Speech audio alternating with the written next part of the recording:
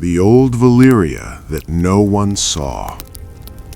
When fire was young, in the age before maps were complete, before borders were named, and before the world learned to fear dragons, there was a land where fire did not destroy, it obeyed.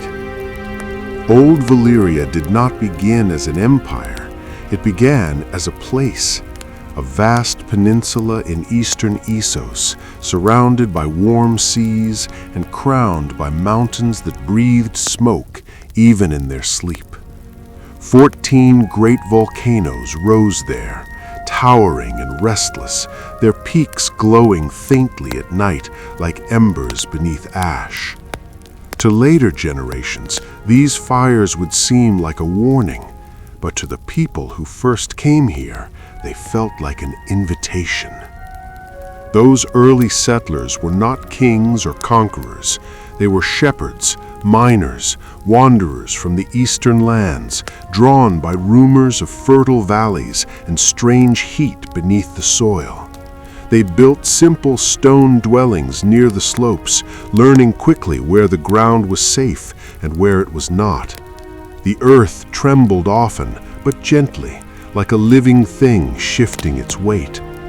What they did not yet know was that this land was already inhabited, not by people, but by power. Dragons had lived here long before Valyria had a name. They nested in the warm caverns beneath the mountains, drawn to heat the way other creatures are drawn to water. They were smaller then, wilder, unclaimed. They observed them. Over generations, Valyrian shepherds noticed patterns. Dragons favored certain volcanic vents. They returned to the same nesting grounds. They responded not only to strength, but to familiarity. Fire in Valyria was not chaos, it was language. And slowly, carefully, the Valyrians learned to speak it.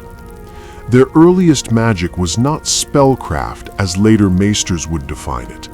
It was a blending of blood, heat, and ritual, something closer to communion than command. Certain families showed an unusual tolerance to fire. Children born with pale hair that shimmered like molten silver, eyes that reflected flame instead of flinching from it. These traits were not random. Valyria believed blood carried memory, that ancestry was not merely lineage but instruction passed silently from parent to child. This belief would shape everything that followed. As dragon bonds deepened, Valyrian society began to change.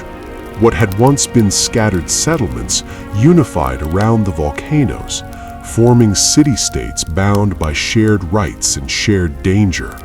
Stone roads were carved through blackened earth.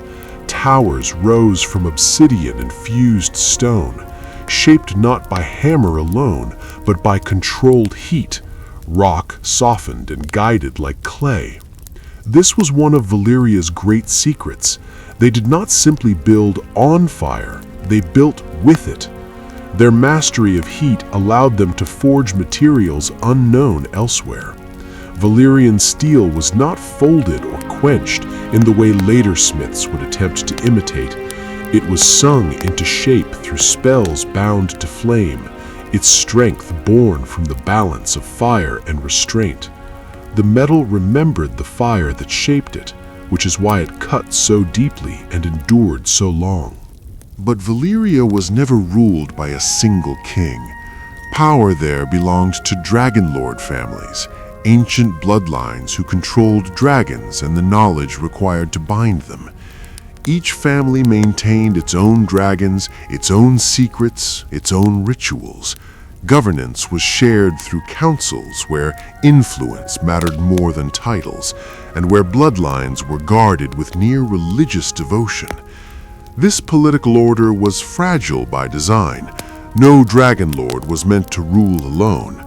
Balance was maintained through rivalry, alliances, and careful marriages that preserved the purity Valyrians believed essential to their bond with dragons. It was a system that encouraged greatness, but also bred quiet, constant tension. Beyond the city itself, Valyria expanded slowly at first, not through sudden invasion, but through dependency. Roads, trade routes, and protection spread outward. Lesser peoples were not immediately enslaved. They were incorporated, placed under Valyrian oversight, their labor and resources feeding the growing empire. Only later would chains become common. For now, old Valyria still believed itself enlightened. The Dragon Lords saw themselves not as tyrants, but as stewards of fire, keepers of a dangerous gift that lesser men could not be trusted to wield. And for a time, the world seemed to agree. Cities prospered under Valyrian influence, trade flourished, fear and awe traveled faster than armies ever could. Yet beneath the glow of civilization, something darker stirred. Valyrian magic demanded balance. Fire could give, but it always took. Rituals grew more complex. Bloodlines became narrower. Whispers spread of sacrifices made too deep within the mountains, where even dragons rarely went. The 14 flames were awake, and Valyria, still young, still brilliant, did not yet understand the cost of its greatness. The fire listened, and it remembered. The Empire of Quiet Flame. As Valyria grew older, it grew quieter, not in strength, nor in reach, but in the way power settled into routine. Fires still burned, dragons still ruled the skies, yet what had once felt like discovery slowly became structure, and structure, over time, hardened into certainty. By the height of its power, old Valyria no longer thought of itself as a city or even a kingdom. It was a center, a living heart from which the world's veins extended outward. Roads of black stone stretched across Essos, ports filled with ships bearing Valyrian sigils cut through distant seas. And everywhere those ships landed, the same truth followed them. Valyria did not ask. Valyria expected. The Dragonlord families, now ancient beyond memory, governed not only through councils, but through presence. Dragons were not stationed like soldiers, they were symbols. A single dragon circling a distant city was enough to end rebellions before they formed. The sound of wings carried authority more effectively than banners or decrees.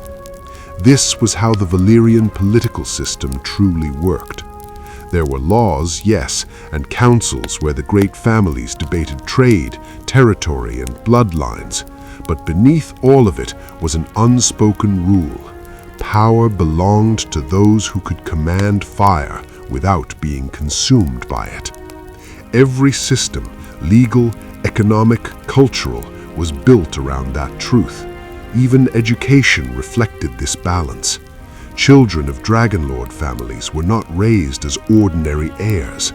From a young age, they were taught restraint before dominance. History lessons were not lists of dates, but stories of failures, families who lost dragons, bloodlines that weakened, rituals performed carelessly. Valyrians believed disaster came not from ignorance, but from arrogance untempered by patience.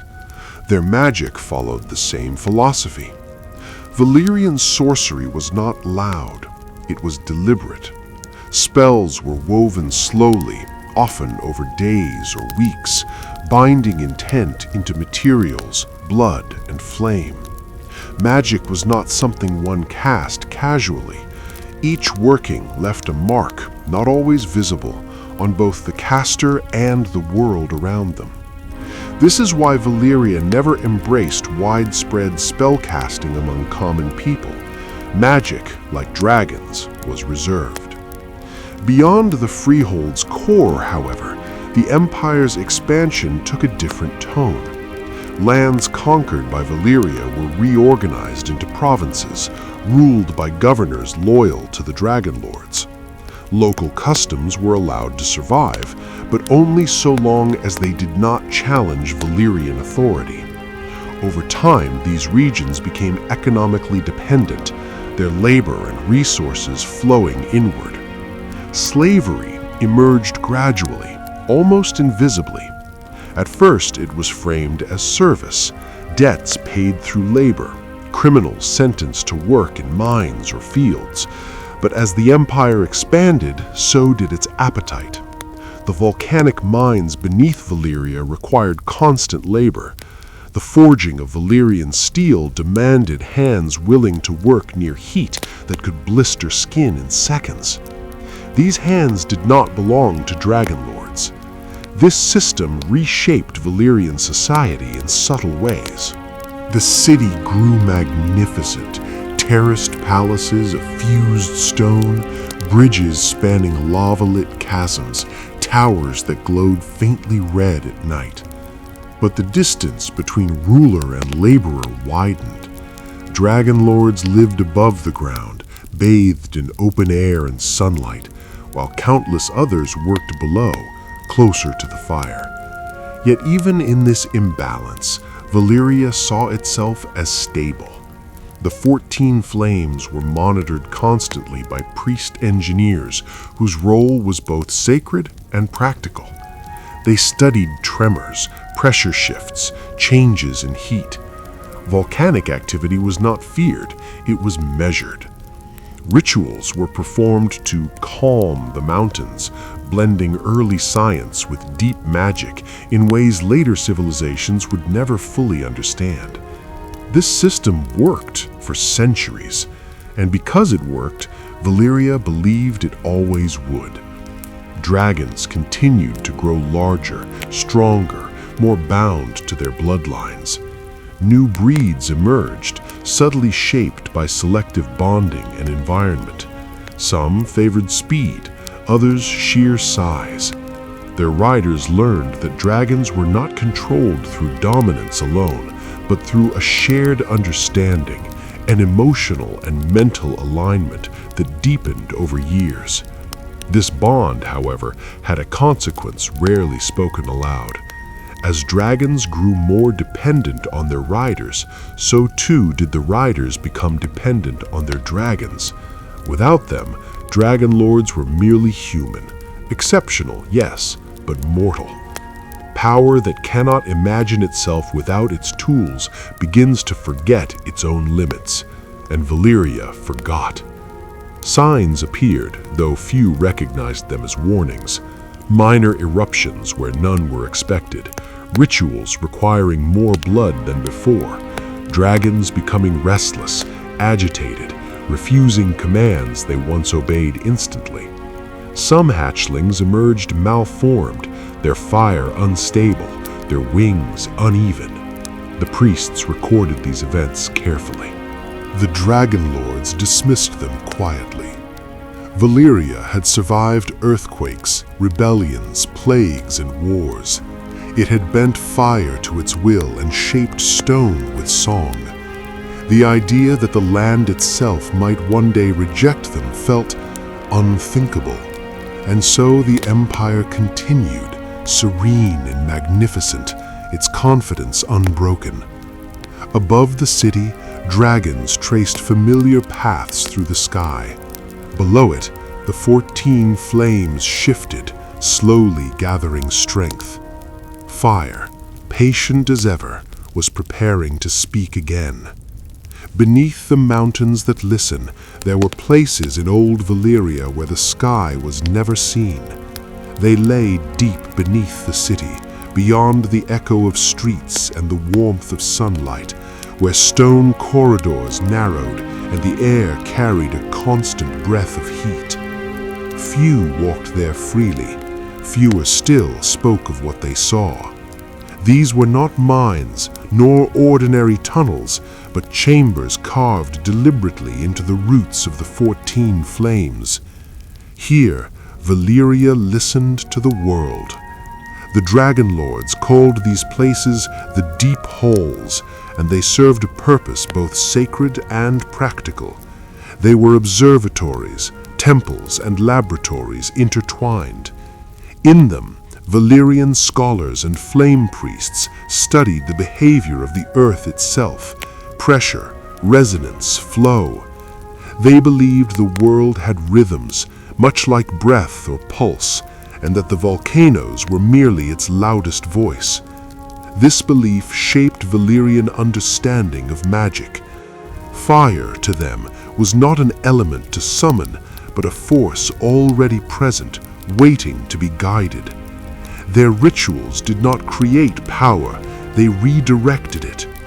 Blood was used not as fuel, but as a key, a living substance that could speak to living stone. Certain bloodlines resonated more strongly with the mountains, which reinforced the Valyrian obsession with ancestry. Magic was inheritance. In the deep halls, rituals were slow and precise. Circles of carved glyphs glowed faintly as heat passed through them. Metal instruments hummed when placed near volcanic vents, allowing priests to hear changes in the earth long before tremors reached the surface. This system, part magic, part observation, was how Valyria maintained control over a land that should never have been stable. For generations, it worked. But stability bred ambition. As the freehold expanded, the dragon lords demanded more steel, more dragons, more certainty. New spells were developed to push deeper into the mountains, tapping reservoirs of heat previously untouched. The priests warned that the rhythms were changing, that the earth's responses had grown uneven, unpredictable. Their words were recorded, their caution was noted, and then it was set aside. In Valyria, authority flowed upward, knowledge did not. Above ground, dragon lord politics grew sharper. Marriages became colder, more calculated. Rival families competed not just for influence, but for access to the deep halls, to ancient texts, to experimental rituals said to strengthen bloodlines or deepen dragon bonds. Secrets were hoarded, cooperation eroded. This fragmentation weakened the empire in ways no army could. One system above all began to strain, the balance between dragon and rider. Valyrian scholars understood that dragons were not machines. Their fire was biological, magical, and emotional all at once. A dragon's flame reflected its inner state. Calm produced controlled heat. Agitation produced chaos. And increasingly, dragons were agitated. Some refused to descend into the mountain caverns they once favored. Others reacted violently to rituals meant to bind or enhance them. A few vanished entirely, flying east and never returning. These events were explained away as anomalies, individual temperaments, minor disruptions. But beneath the city, the deep halls told a different story. The 14 flames were no longer responding uniformly. Heat surged unpredictably. Some vents grew quiet while others raged. The glyphs used to measure resonance flickered erratically, their readings contradicting one another. The Earth's rhythm had lost its steady pace. Valyria's magic depended on harmony, and harmony was slipping. At the same time, reports arrived from across the empire. Distant provinces spoke of strange weather, failed crops, sudden sickness among enslaved populations working Valyrian mines. The empire absorbed these losses as it always had, through replacement, through force, through indifference. But the strain accumulated. What Valyria failed to understand was this: its systems were interconnected. Dragons, bloodlines, magic, geology, each relied on the others. When pressure mounted in one, it echoed through all. The deep halls were not separate from the skies. The fire beneath the mountains was the same fire that burned in dragon throats, and it was growing restless. There were whispers then, passed quietly among priests and servants, of dreams shared by unrelated dragon lords, of visions where the mountains cracked open, not violently but deliberately, as if choosing to release what they held, of flames that did not burn outward but inward. Valyria did not fear doom, it feared disorder, and so it tightened its grip, performing stronger rituals, enforcing stricter bloodlines, demanding greater obedience from dragons that had already begun to resist. Each attempt to restore control pushed the balance further away. Fire does not yield to desperation, it waits. The years when fire grew silent. In the last years of old Valyria, the city did not feel like a place awaiting destruction. It felt restrained. The skies were still crossed by dragons, though their numbers were fewer now and their flights shorter. The markets still thrived, filled with goods from every corner of the known world. The councils still met, still debated, still issued decrees written in careful, elegant script. From the outside, Valyria appeared eternal. But those who lived closest to its heart sensed the change. The 14 flames no longer spoke with clarity. Their voices, once measured through heat, tremor, and resonance, had grown uneven. Some volcanoes slept too deeply. Others pulsed with heat that came and went without pattern. The flame priests recorded these fluctuations obsessively, their tablets filled with annotations and corrections layered atop older knowledge. This was unprecedented. Valyrian systems were built on predictability. Fire was dangerous, yes, but it had always been understood. Now, the earth responded as if it were listening to a different rhythm altogether. One theory spread quietly among the deep halls. The land was no longer reacting, it was accumulating. Heat, pressure, magic, and ritual residue had been drawn downward for centuries. Each forging of Valyrian steel, each binding of dragon to blood, each ritual meant to stabilize the mountains added a trace of power to the deep. Valyria had believed these forces dispersed naturally. They did not. They pooled. This understanding challenged the very foundation of Valyrian mastery. If fire remembered, if it stored what was taken and waited to return it, then control was never permanent. It was only borrowed. The Dragon Lords did not accept this easily. Instead, they turned inward. Councils fractured, alliances dissolved, families withdrew from shared rituals, guarding their own methods and spells. The political system that once relied on balance became rigid, defensive, and distrustful. Power concentrated into fewer hands, each convinced that their knowledge would preserve the freehold. Meanwhile, dragons changed. They grew erratic, not violent but distant. Riders reported delayed responses, moments where the bond felt muted, as though something stood between thought and flame. Dragons avoided certain regions of the city, circling wide around peaks that once welcomed them. Hatchlings were rarer now, and some eggs failed to warm at all. This frightened Valyria more than rebellion ever had. Dragons were not merely weapons, they were confirmation, proof that Valyrian blood still resonated with fire. Without that bond, the freehold was just stone and memory. In response, the deepest rituals were revived. These were not commonly practiced spells. They belonged to an older Valyria, preserved in fragments and half-forgotten chants. Rituals meant to reinforce the bond between land, blood, and dragon. They required precision, sacrifice, and time. They were performed in the lowest chambers of the deep halls.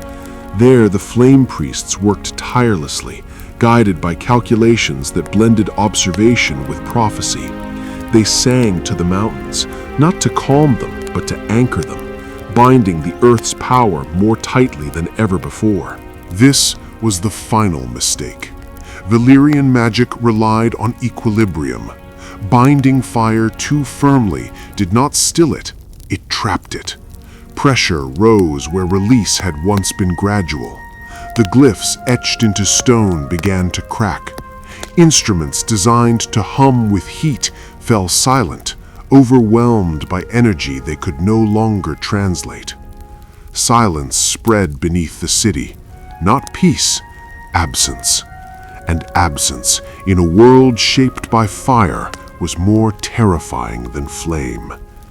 There are no surviving records of the final council meeting, no decree announcing disaster, only scattered references, unfinished notes, interrupted rituals, Dragon Lord estates left abruptly abandoned. Some felt it, they say, a heaviness in the air, a warmth without source, a moment where the ground seemed to inhale. Valyria did not scream when the end came, it opened. The day the world let go. The doom of Valyria did not arrive like a storm from the horizon. There were no omens blazing across the sky, no final warning carried by messengers or prophecy. It began quietly. In the deep halls, the silence deepened. Instruments that once vibrated faintly with the earth's breath lay still, as though listening to something too vast to translate. The flame priests felt it first, not fear, but a disorientation, the sense that the world had shifted its weight without moving. Above them, in the open air, dragons stirred, not in panic, in confusion. They circled lower than usual, wings beating unevenly, as if the currents beneath them had changed shape. Riders felt the bond falter, not break, but blur. Commands reached their dragons a heartbeat too late, or returned distorted, like echoes off unfamiliar stone. This delay mattered, because Valyrian control had always depended on immediacy. Fire answered thought. Dragon answered blood. Now response lagged, and in that brief space, something ancient reclaimed its voice. The 14 flames awakened together, not in eruption at first, but in alignment. For centuries, Valyria had relied on the idea that each volcano was separate, manageable, predictable. What the priests had slowly begun to suspect, but never fully accepted, was that the flames were connected beneath the surface, bound by rivers of magma and something more elusive, residual magic layered over generations. When the final rituals bound the mountains too tightly, pressure had nowhere left to flow. The earth did not explode, it released. The first ruptures tore through the deep halls, collapsing chambers that had stood since Valyria's earliest days. Heat surged upward, not as flame, but as force, shattering stone and spell alike. Glyphs meant to stabilize the land unraveled instantly, their magic overwhelmed by the very power they were designed to contain. On the surface, the ground split open. Buildings did not burn, they fell. Streets folded inward, towers of fused stone cracked along lines no engineer had ever marked. Lava followed, but slowly at first, filling spaces already emptied by collapse. The sky darkened, not just with smoke, but with ash so fine it muffled sound. Dragons screamed then, not in rage, but in pain. Their fire, tied so closely to the land, turned unstable. Some burst into flame mid-flight, others plunged toward the ground, bonds severed beyond repair. This was not destruction as punishment, it was imbalance correcting itself. Valyrian magic had long assumed the world existed to be shaped. The doom revealed a harsher truth. The world endures only so much shaping before it reshapes everything in return. Across the peninsula, the eruptions synchronized. One flame's release triggered another, a chain not of cause, but of recognition, as if the mountains, finally freed from restraint, acknowledged one another. The sea boiled. Waves withdrew, then returned as walls of black water, carrying ash and molten stone far beyond the coast. Entire districts vanished beneath collapsing shorelines. Ships in harbor were flung inland or dragged under, their crews never knowing whether they drowned or burned. Within hours, old Valyria ceased to exist as a city, but it did not cease to exist as a presence. The doom altered the land itself. The peninsula shattered, broken into a maze of smoking islands, jagged cliffs, and poisoned waters. The air remained thick with heat and ash long after the eruptions ended. Strange creatures emerged from the ruins, twisted by magic, flame, and time. This was another system Valyria had never fully considered. Magic does not vanish when its masters fall, it lingers. Residual sorcery soaked into stone, sea, and sky, warping what survived. Even centuries later, sailors would speak of shadows moving through smoke, of shapes beneath the waves, of sounds carried on the wind that were not quite human nor dragon. The doom did not cleanse Valyria, it preserved it, broken, sealed, and dangerous. And somewhere, beyond the smoke and the screams, a single dragon flew west. Ashes that learned to travel. When the fire finally quieted, the world did not rush to fill the silence. For years after the doom, no one approached the ruins of Valyria willingly. The air itself seemed untrustworthy, heavy with heat and memory.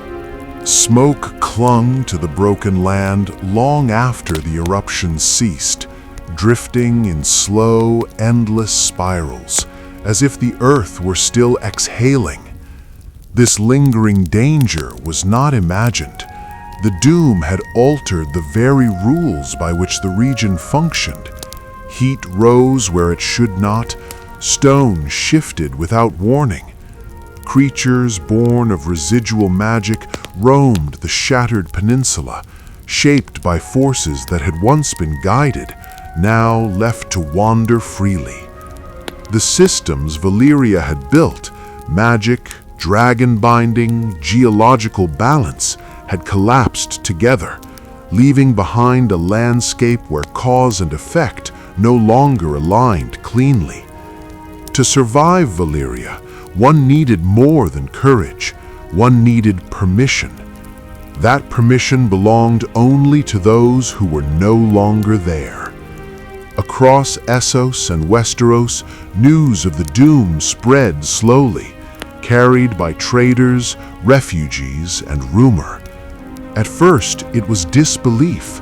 Valyria had been too vast, too ancient, too powerful to simply vanish. Many assumed exaggeration, an earthquake perhaps, or a localized catastrophe. Then the trade ships stopped coming. Then the skies emptied of dragons. Then the free cities realized they were alone. Valyria's empire did not collapse in a single moment. It unraveled. Provincial governors vanished or declared independence. Slave revolts erupted across Essos, some successful, others brutally crushed by local powers scrambling to replace Valyrian authority. Roads once maintained by imperial order fell into disrepair. Knowledge hoarded in Valyrian archives was lost overnight. And yet, Valyria did not disappear entirely. Its influence had already learned how to travel. The most significant survivors were not those who fled during the doom, but those who had left before it happened. Dragon Lord families stationed abroad, administrators governing distant provinces, and noble houses settled in outlying territories. suddenly found themselves transformed from representatives of an empire into relics of one. Among them was House Targaryen. Dragonstone, once a distant Valyrian outpost, became something else entirely, a sanctuary. Built of fused stone and shaped by Valyrian methods, it stood far from the 14 flames, beyond the reach of the destabilized land. The dragons there survived, smaller in number, but still bound to blood. This survival was not luck, it was distance. The doom revealed another quiet truth of Valyrian systems. Proximity mattered. The deeper the connection to the volcanic heartland, the greater the dependence and the greater the risk. Those who lived closest to the fire burned first. Those who ruled from afar endured. Yet survival came with loss. The Targaryens inherited dragons, but not the full breadth of Valyrian knowledge. Many rituals died with the deep halls. Techniques for forging true Valyrian steel were lost. The delicate understanding of land, flame, and balance vanished, leaving only fragments, songs without context, spells without grounding. This is why later Valyrian descendants never fully reclaimed their ancestors' mastery. They wielded fire, but they did not understand it. Elsewhere, Valyria became legend. Sailors spoke of ruins half submerged in boiling seas. Scholars argued over whether the doom was divine punishment, magical catastrophe, or natural disaster. The truth was quieter and more unsettling. Valyria collapsed because its systems demanded permanence from forces that only tolerated balance. Even centuries later, the ruins remained dangerous. Ships that strayed too close vanished. Expeditions returned, changed, or not at all. Stone men wandered the smoking coasts, their affliction tied to lingering magic that resisted decay. Valyria, in death, became a boundary, a reminder that some knowledge, once lost, should perhaps remain lost. And still, the world could not look away, because in the ash, in the broken towers, in the silent dragon roosts, there was proof of something no longer possible, a civilization that had once bent the world to its will and paid for believing it always could. The shadow that never cooled. Long after the smoke thinned and the sea reclaimed its calm, Valyria continued to rule the world, not through fire, but through memory. Civilizations that rose in the freehold's absence did so beneath its shadow. The free cities of Essos, Volantis, Lys, Myr, Tyrosh were not new creations, but fragments. Each carried traces of Valyrian order in their laws, their architecture, their obsession with bloodlines and legitimacy. Even as they declared independence, they could not fully let go of what had shaped them. Valyria had taught the world how to think about power. Before the freehold, strength was measured in land, soldiers, and walls. Valyria introduced a different system, symbolic dominance. Dragons were not merely weapons, they were certainty made visible. After the doom, no force could replace that certainty, but many tried to imitate it. This is why Valyrian steel became more than a material. It became a relic. Swords forged in the freehold were no longer replaceable, their origins lost along with the techniques that birthed them.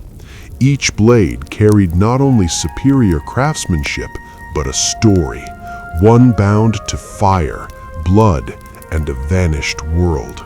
Houses that possessed such weapons treated them as heirlooms, proof of ancient favor or forgotten conquest. In this way, Valyria's technology continued to shape politics centuries after its fall. Yet the deeper influence lay in fear. The doom changed how the world understood catastrophe. It proved that greatness did not guarantee survival. Empires could collapse not through invasion, but through internal imbalance. This realization lingered unspoken, shaping decisions in subtle ways. Rulers sought distance from dangerous power even as they desired it. Magic became something to regulate, to fear, to exile to the margins. In Westeros, this fear took form in stories. The doom was retold as a warning against pride. Dragons were seen as blessings that always carried ruin behind them. Even House Targaryen, for all its eventual dominance, ruled with an unspoken awareness that fire had limits. The Dance of the Dragons would later echo Valyria's fate, a smaller, quieter repetition of the same lesson. Another system Valyria left behind was absence itself. Where once there had been answers, rituals, measurements, explanations, there were now gaps. Scholars debated endlessly, filling silence with theory. Some claimed the doom was divine punishment. Others blamed sorcery gone wrong. A few suspected that Valyria had simply asked the world to be something it was not. None could prove it. Because Valyria had taken its certainty with it, this absence created longing. Expeditions continued despite the danger. Men sought lost spells, hidden vaults, intact towers beneath ash and sea. They believed that if even a fragment of Valyria's knowledge could be reclaimed, it might restore balance or grant dominion. They misunderstood. Valyria's power was never stored in objects alone. It lived in systems, delicate relationships between land, blood, magic, and restraint. Remove one element and the rest collapsed. This is why relics recovered from the ruins so often brought ruin instead of salvation. The world learned slowly. Valyria could not be rebuilt. It could only be remembered. And memory, like fire, changes with time. What fire leaves behind. In the centuries that followed, Valyria became less a place and more a question. Not a question scholars could answer with parchment and ink, but one that lingered beneath ambition itself. Every ruler who reached too far, every mage who sought mastery without patience, every house that believed its blood alone guaranteed destiny, all of them, knowingly or not, were responding to Valyria. Because Valyria had revealed something rare and unsettling, that power can be complete, elegant, and still fragile. The freehold did not fall because it was ignorant. It fell because it understood too much in one direction and too little in another. Its systems were brilliant but closed. Its magic was refined but recursive. Each solution relied on the same foundations, drawing again and again from the same deep sources.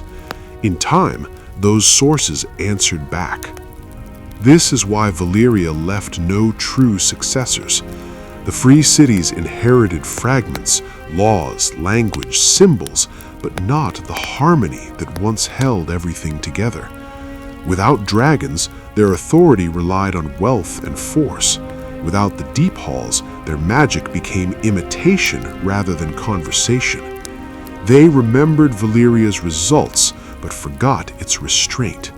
Even House Targaryen, the last echo of the Dragon Lords, carried only part of the inheritance.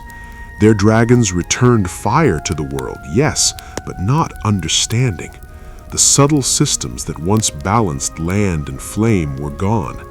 Dragons became symbols of conquest rather than responsibility, and the cost of that shift would be paid in blood. Here, Valyria's final lesson reveals itself. Fire does not belong to those who wield it. It tolerates them. The Valyrians believed blood made them different, that ancestry granted permanence, yet bloodlines narrowed, knowledge fragmented, and certainty collapsed. What endured was not power, but consequence. Even now, the ruins resist interpretation. Those who venture too close speak of distorted time, of echoes that do not fade, of places where heat and silence coexist unnaturally. This is not haunting in the simple sense.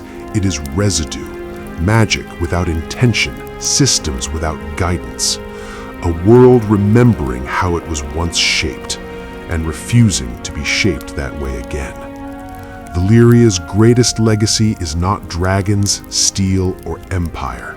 It is a boundary, a reminder etched into stone and sea that mastery must listen as much as it commands, that balance cannot be enforced forever, that even the most refined systems must leave room for the world to breathe.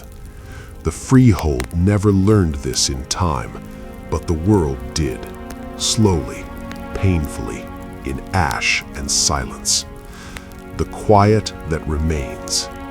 There is a moment after great destruction when the world seems to pause, not in grief and not in recovery, but in a kind of listening, as if the land itself is waiting to learn what it has become. Valyria entered that moment and never truly left it. Long after the doom, the ruins settled into a new kind of stillness, not the stillness of peace, but of equilibrium regained at a terrible cost. Heat continued to rise from cracked stone. Ash continued to drift across blackened waters, yet nothing more erupted, nothing more demanded attention. The fire had said what it needed to say. This lingering calm confused later generations. Many expected Valyria to continue burning, collapsing endlessly as if punishment must be ongoing. Instead, the land endured, damaged, hostile, but strangely complete. The chaos had an endpoint. The system, once broken, had found a new balance without its masters. This reveals something essential about how the world of Valyria truly worked. The freehold believed it maintained balance. In truth, it merely delayed imbalance through constant intervention. Once that intervention ceased, the world corrected itself, not gently, but decisively. Afterward, it required no further adjustment. Magic, when left alone, seeks stillness. This is why Valyria's ruins feel wrong to those who approach them. The magic there is not active in the way spells are active. It does not reach outward. It does not respond. It simply exists, dense and unmoving, like pressure locked behind stone. Time behaves differently in such places. Sailors who skirt the smoking sea report days that feel longer, nights that feel compressed. Sounds travel strangely, heat lingers without flame. These are not illusions, they are the natural effects of a region saturated with residual magic, energy without direction, memory without voice. This is also why recovery is impossible. Cities can be rebuilt after war, forests regrow after fire, but Valyria was not destroyed in a way that left room for renewal. Its foundations, geological, magical, cultural, were altered permanently. Any attempt to settle there would require constant correction, endless intervention, the same mistakes repeated in miniature. The world remembers, and it resists repetition. Even dragons sense this. In the centuries after the doom, no dragon willingly returned to Valyria's heart. They circled its edges, avoided its skies, refused to land. Creatures so deeply tied to fire recognized a place where fire no longer welcomed them. This matters because dragons are not afraid of flame. They are sensitive to imbalance. Valyria is not cursed, it is concluded. And so its story continues, not through action, but through influence, through the caution it instilled, through the fear it seeded, through the quiet understanding shared by wise rulers and hesitant mages alike that some heights demand a humility no empire can sustain forever. Old Valyria still stands in its way, not as a city, not as a power, but as a memory the world refuses to forget. The lesson Valyria never spoke. There are stories that end with ruin, and there are stories that end with silence. Valyria belongs to the second kind. What followed the doom was not merely the absence of empire, but the absence of certainty. The world that came after no longer trusted permanence. Power was still pursued, magic still practiced, empires still dreamed into existence, but always with an unspoken hesitation. Somewhere in every great ambition lived the memory of a land that had once believed itself unbreakable. This hesitation reshaped history. In Essos, the free cities avoided unity. Alliances formed and dissolved quickly, as if permanence itself felt dangerous. In Westeros, centralized power remained fragile, constantly tested, never fully secure. Even the Faith and the Citadel treated magic with caution, enclosing it in rules, doctrine, and skepticism.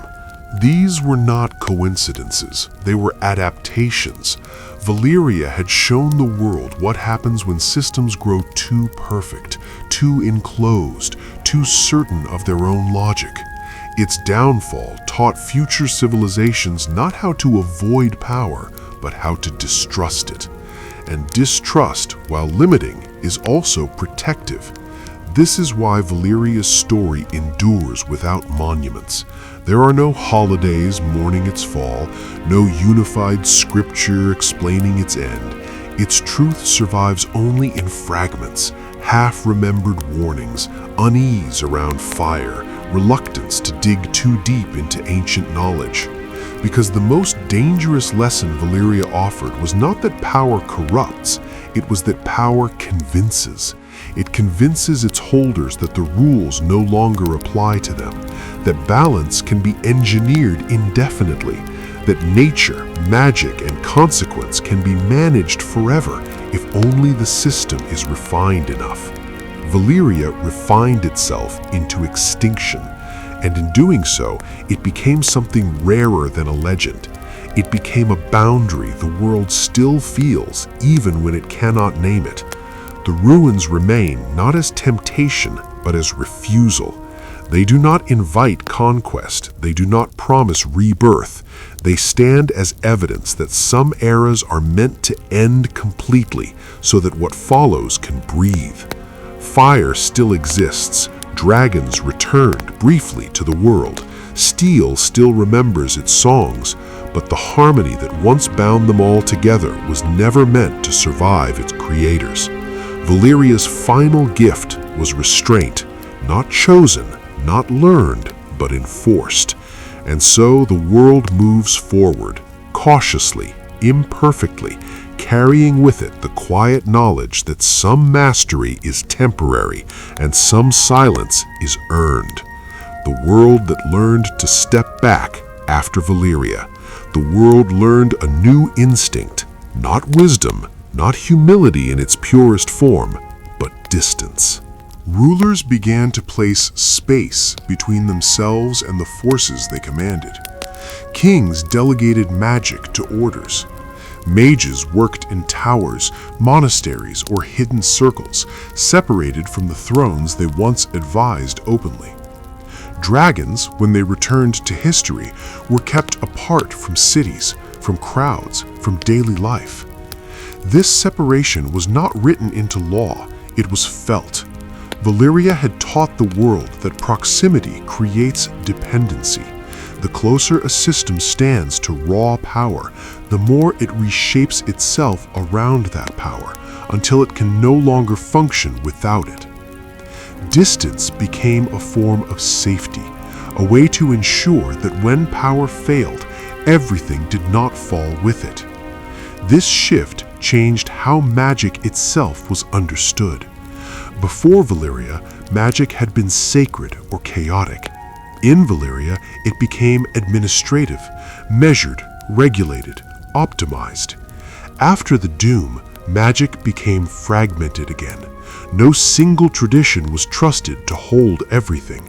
Knowledge was divided, diluted, sometimes intentionally forgotten. The Citadel in Westeros would later embody this response. Maesters did not deny magic outright. They studied it cautiously from afar, categorizing it as phenomenon rather than force. By refusing to integrate magic into governance, they ensured it could never dominate it. This was not ignorance, it was a defensive philosophy born from Valyria's absence. Even religion changed. Faiths that gained influence after the Doom emphasized restraint, submission, cycles beyond human control. Gods were distant, unknowable, or demanding humility rather than mastery. The idea that mortals could manage the world lost credibility. Valyria had tried, and the world had watched it fail. Yet ambition did not vanish. It adapted.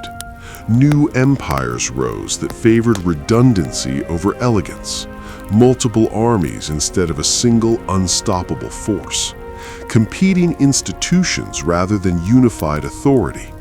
Where Valyria sought harmony through control, later civilizations accepted imbalance as a constant.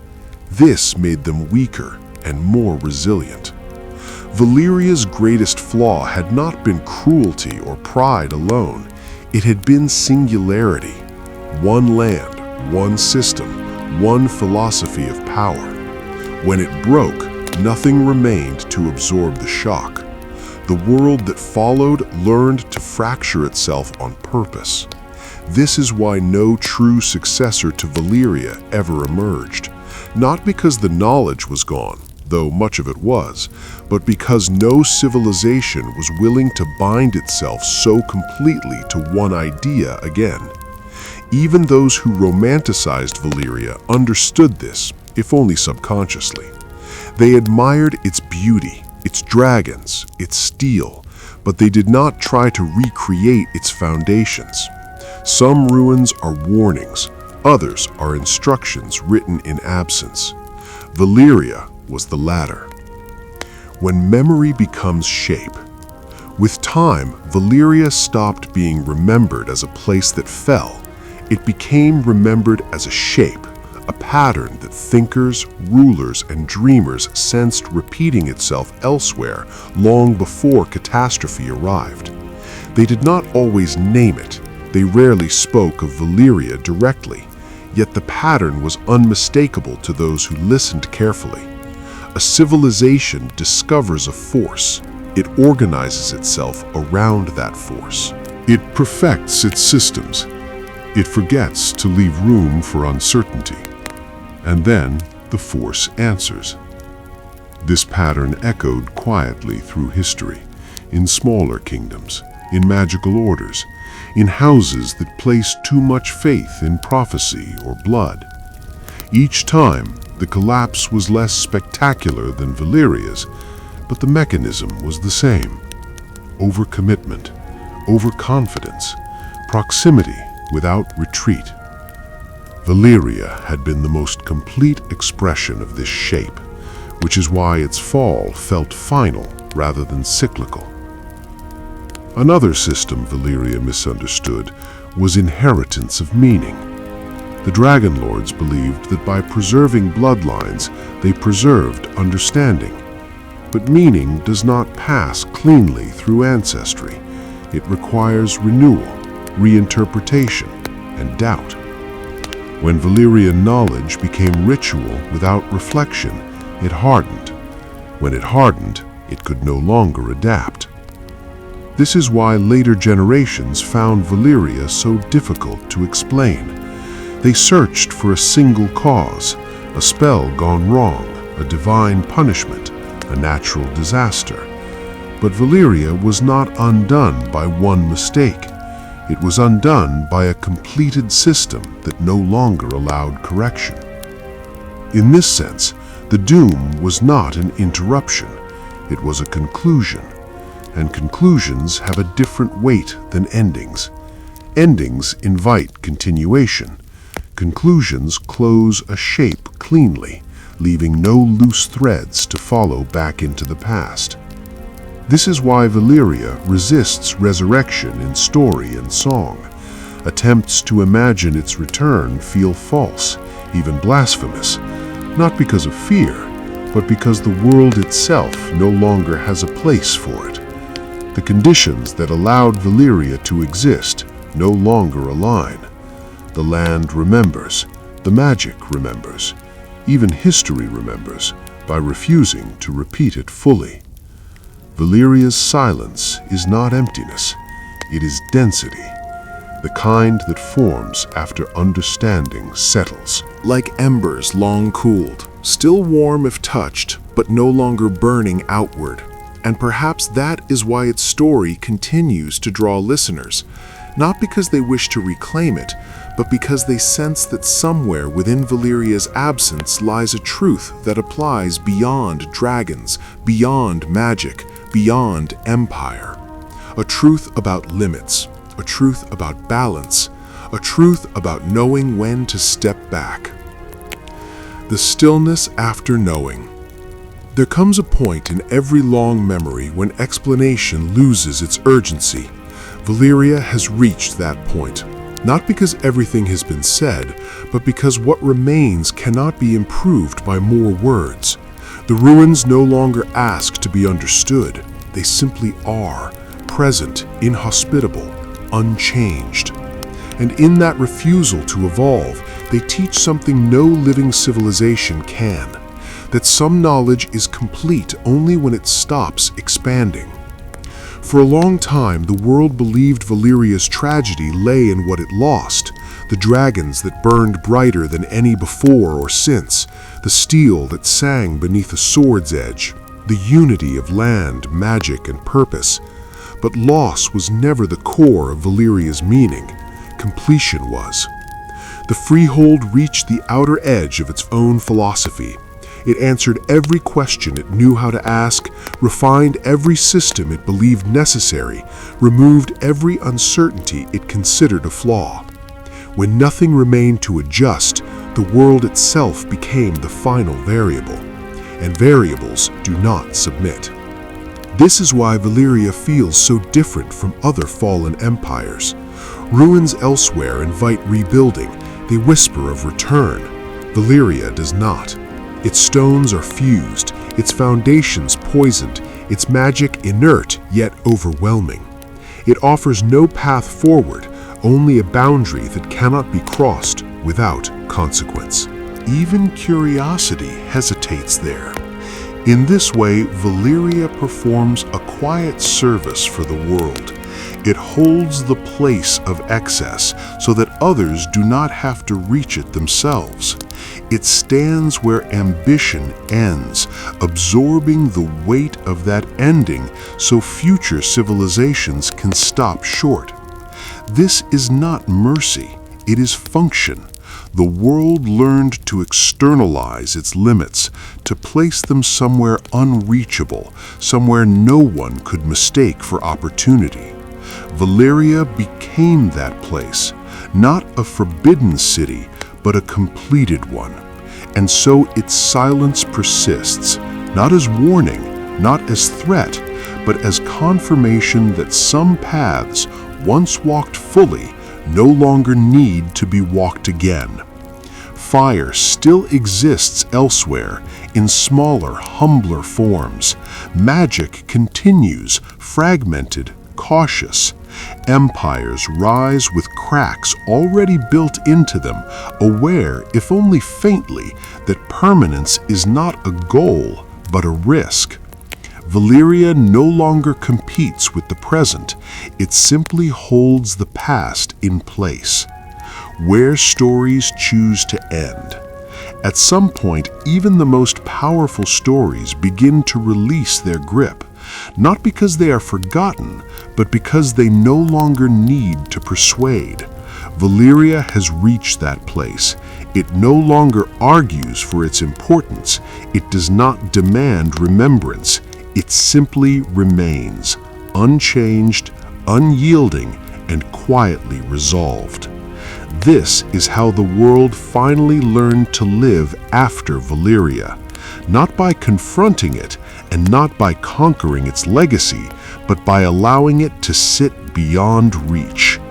Maps marked the smoking sea, then stopped. Sailors learned routes that curved away instinctively. Scholars wrote theories, then closed their books. Even songs about Valyria faded into slower, softer forms, more elegy than epic. The world learned that not every mystery is meant to be entered. This was a profound shift. Before Valyria, discovery meant progress. To know something was to master it. To reach something was to claim it. Valyria inverted that belief by existing as a place that punished understanding pursued too deeply, too completely. In time, this shaped how people understood limits. Limits were no longer seen as failures of courage or intellect. They became markers of wisdom. The ability to stop, truly stop, became a form of strength. This is why later magical traditions emphasized balance, cycles, and withdrawal. Why prophets spoke in riddles rather than instructions. Why even dragons, once reborn, were never allowed to rebuild a world around themselves. Valyria had shown what happens when everything revolves around a single center. Its fall did not scatter power evenly. It taught the world to avoid centers altogether. Another quiet system emerged from this lesson: distributed meaning. After Valyria, no single city, artifact, or lineage carried the weight of destiny alone.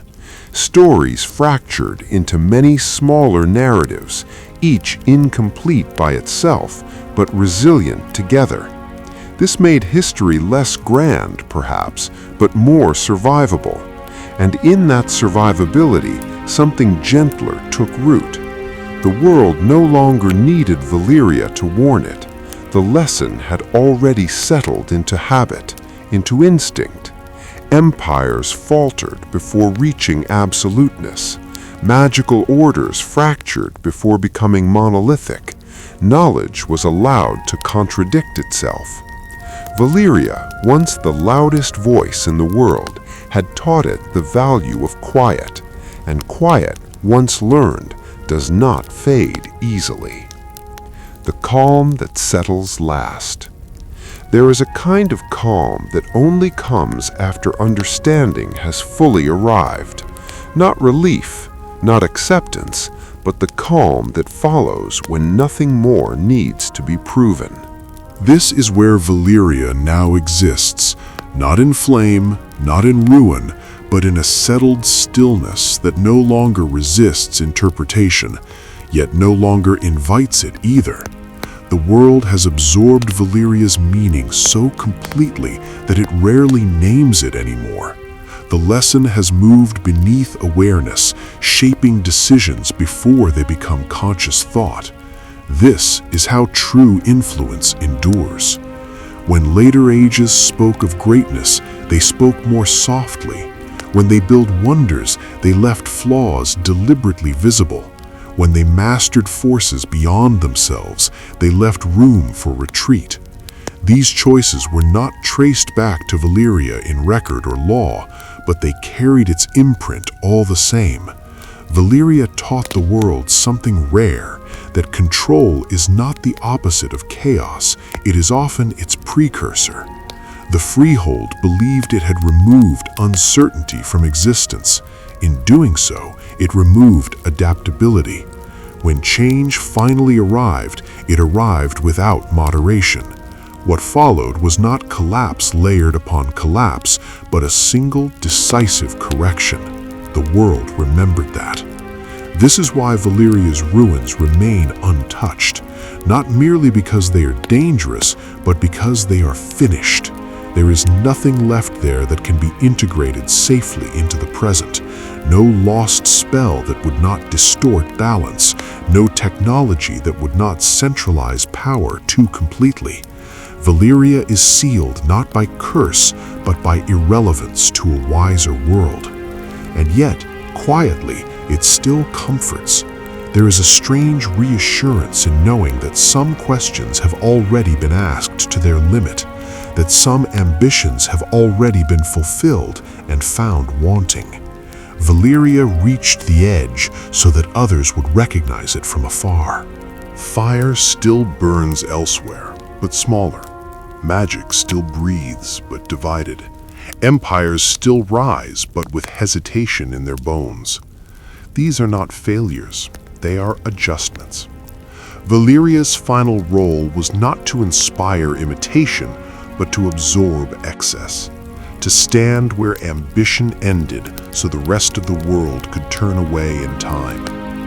And so it stands still, unchanging, unanswered, unneeded, the place where fire sleeps.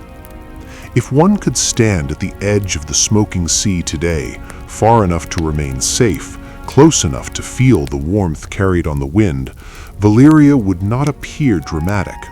There would be no towering flames, no constant thunder of eruption. What remains is subtler than legend suggests. Heat rises unevenly from broken stone. The air shimmers faintly, as if remembering motion. Ash settles, not in storms, but in patient layers, rewriting the land grain by grain. This quiet is not decay, it is containment. The systems that once demanded constant intervention now hold themselves in a closed state. Magic no longer circulates outward. Geological pressure releases only in minor size. The land has folded its excess inward, choosing preservation over expansion. In this sense, Valyria still functions, just not for anyone living. This reveals one final system the Freehold never recognized while it lived: closure. Valyria mastered growth, refinement, and control, but it never learned how to end itself gently. The Doom performed that task in its place, sealing the system when no internal mechanism could. Many civilizations fail because they collapse too early. Valyria failed because it did not know how to stop. Now it has stopped completely, and because of that, it no longer spreads harm. The danger of Valyria is static, predictable, contained within borders that nature itself enforces. Those who respect distance survive. Those who ignore it are corrected quickly and without malice. This is not punishment, it is equilibrium. In the long view, Valyria did not poison the world. It localized its excess. It became a vessel for the consequences of its own perfection, sparing the rest of history from bearing that weight again. Fire sleeps there, not extinguished, not dreaming of return, simply at rest. And perhaps that is why the story feels complete even before it ends, because nothing in Valyria is unfinished, nothing awaits rediscovery, nothing asks to be continued. It exists as a closed circle in the world's memory, the memory that refused to fade. There is a common mistake made when people speak of Valyria's end. They imagine disappearance. They picture a city erased, an empire wiped clean, as if absence itself were the conclusion. But Valyria did not vanish in that way. It did something far more unsettling. It remained, not as a functioning civilization, but as a presence that refused to loosen its grip on the world's imagination.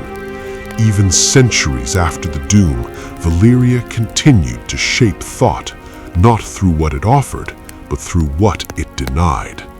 The smoking sea was not merely dangerous, it was final. No trade route passed through it, no empire claimed it, no great power attempted reclamation with serious intent. This was unprecedented.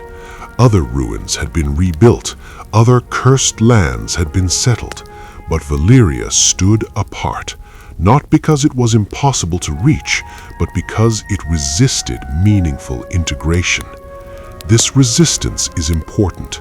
Valyria was not hostile in the way enemy lands are hostile. It did not defend itself with armies or walls. Instead, it rejected systems. Ships lost their bearings. Magic behaved inconsistently. Heat disrupted navigation, and time itself seemed unreliable. Nothing aligned long enough to be controlled. Valyria had become incompatible with ambition. This incompatibility was not accidental.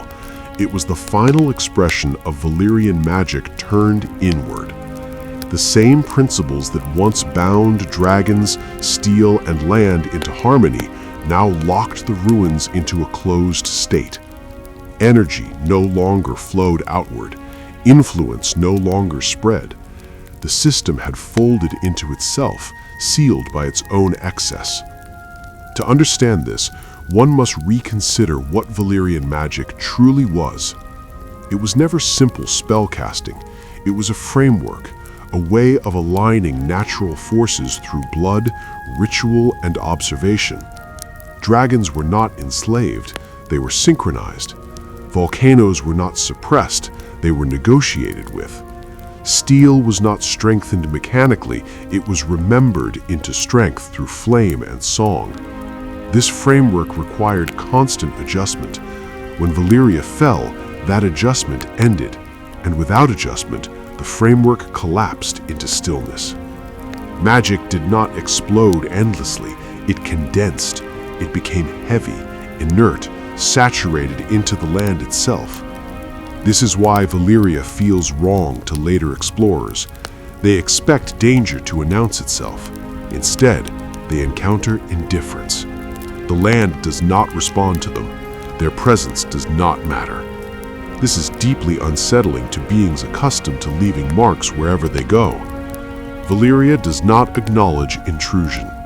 In a strange way, this is its final authority. Other fallen empires are remembered through what others did with their ruins. Valyria is remembered through what no one can do with it. It is a civilization that denied posterity the chance to reinterpret it, and that denial shaped history. The generations that followed learned to build systems with exits. Magical traditions incorporated decay. Political orders accepted instability as necessary. Even myths shifted tone, celebrating cycles instead of culmination. This was Valyria's echo, not instruction, but pressure, a subtle force shaping behavior by standing as the ultimate counterexample. The Freehold had once believed it stood outside history, that it had reached a form of permanence others could only approach.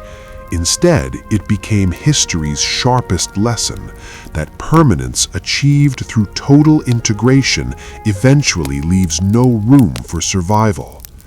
Valyria did not fail because it was evil. It failed because it was complete, and completeness, when applied to living systems, becomes brittle. This is the truth the world absorbed without ever writing it down. It learned to mistrust perfection, to value redundancy, to let systems contradict themselves rather than resolve into singularity. Even now, when people speak of Valyria in whispers, they are not mourning its loss, they are acknowledging its role, a civilization that went all the way so others would know where the edge lies. The weight of a world that chose itself. To understand what Valyria truly became after the Doom, one must let go of the idea that civilizations end when their people do. Valyria ended when the world reclaimed authorship. For centuries, the freehold had acted as if meaning flowed outward from its center, dragons defining fear, steel defining legitimacy, blood defining worth. Valyria was not merely powerful, it was interpretive. It decided what strength meant, what knowledge meant, what mastery looked like.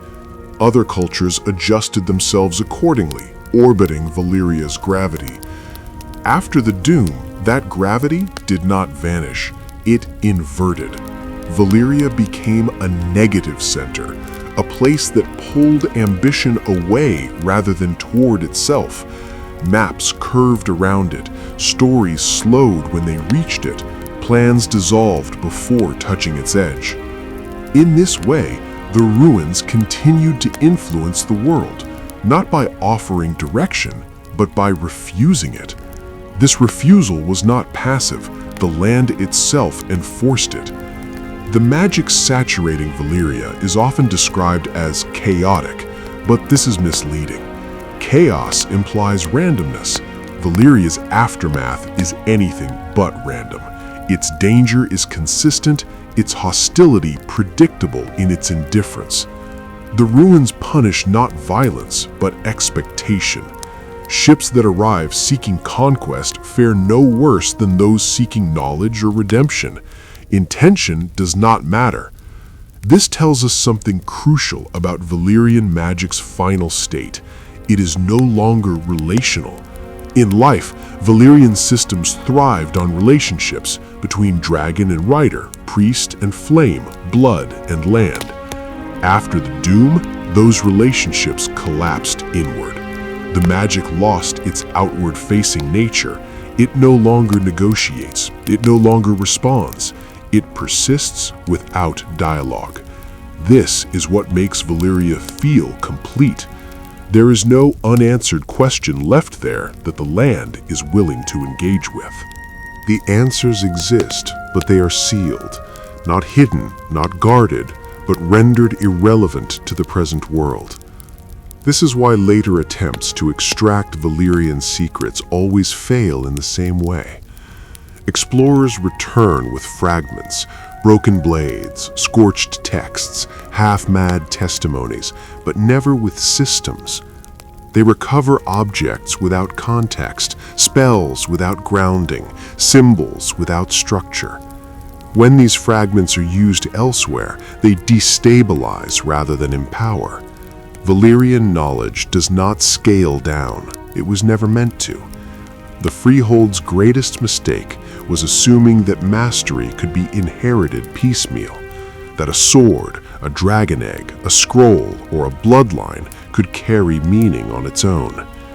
In truth, Valyria functioned only as a whole.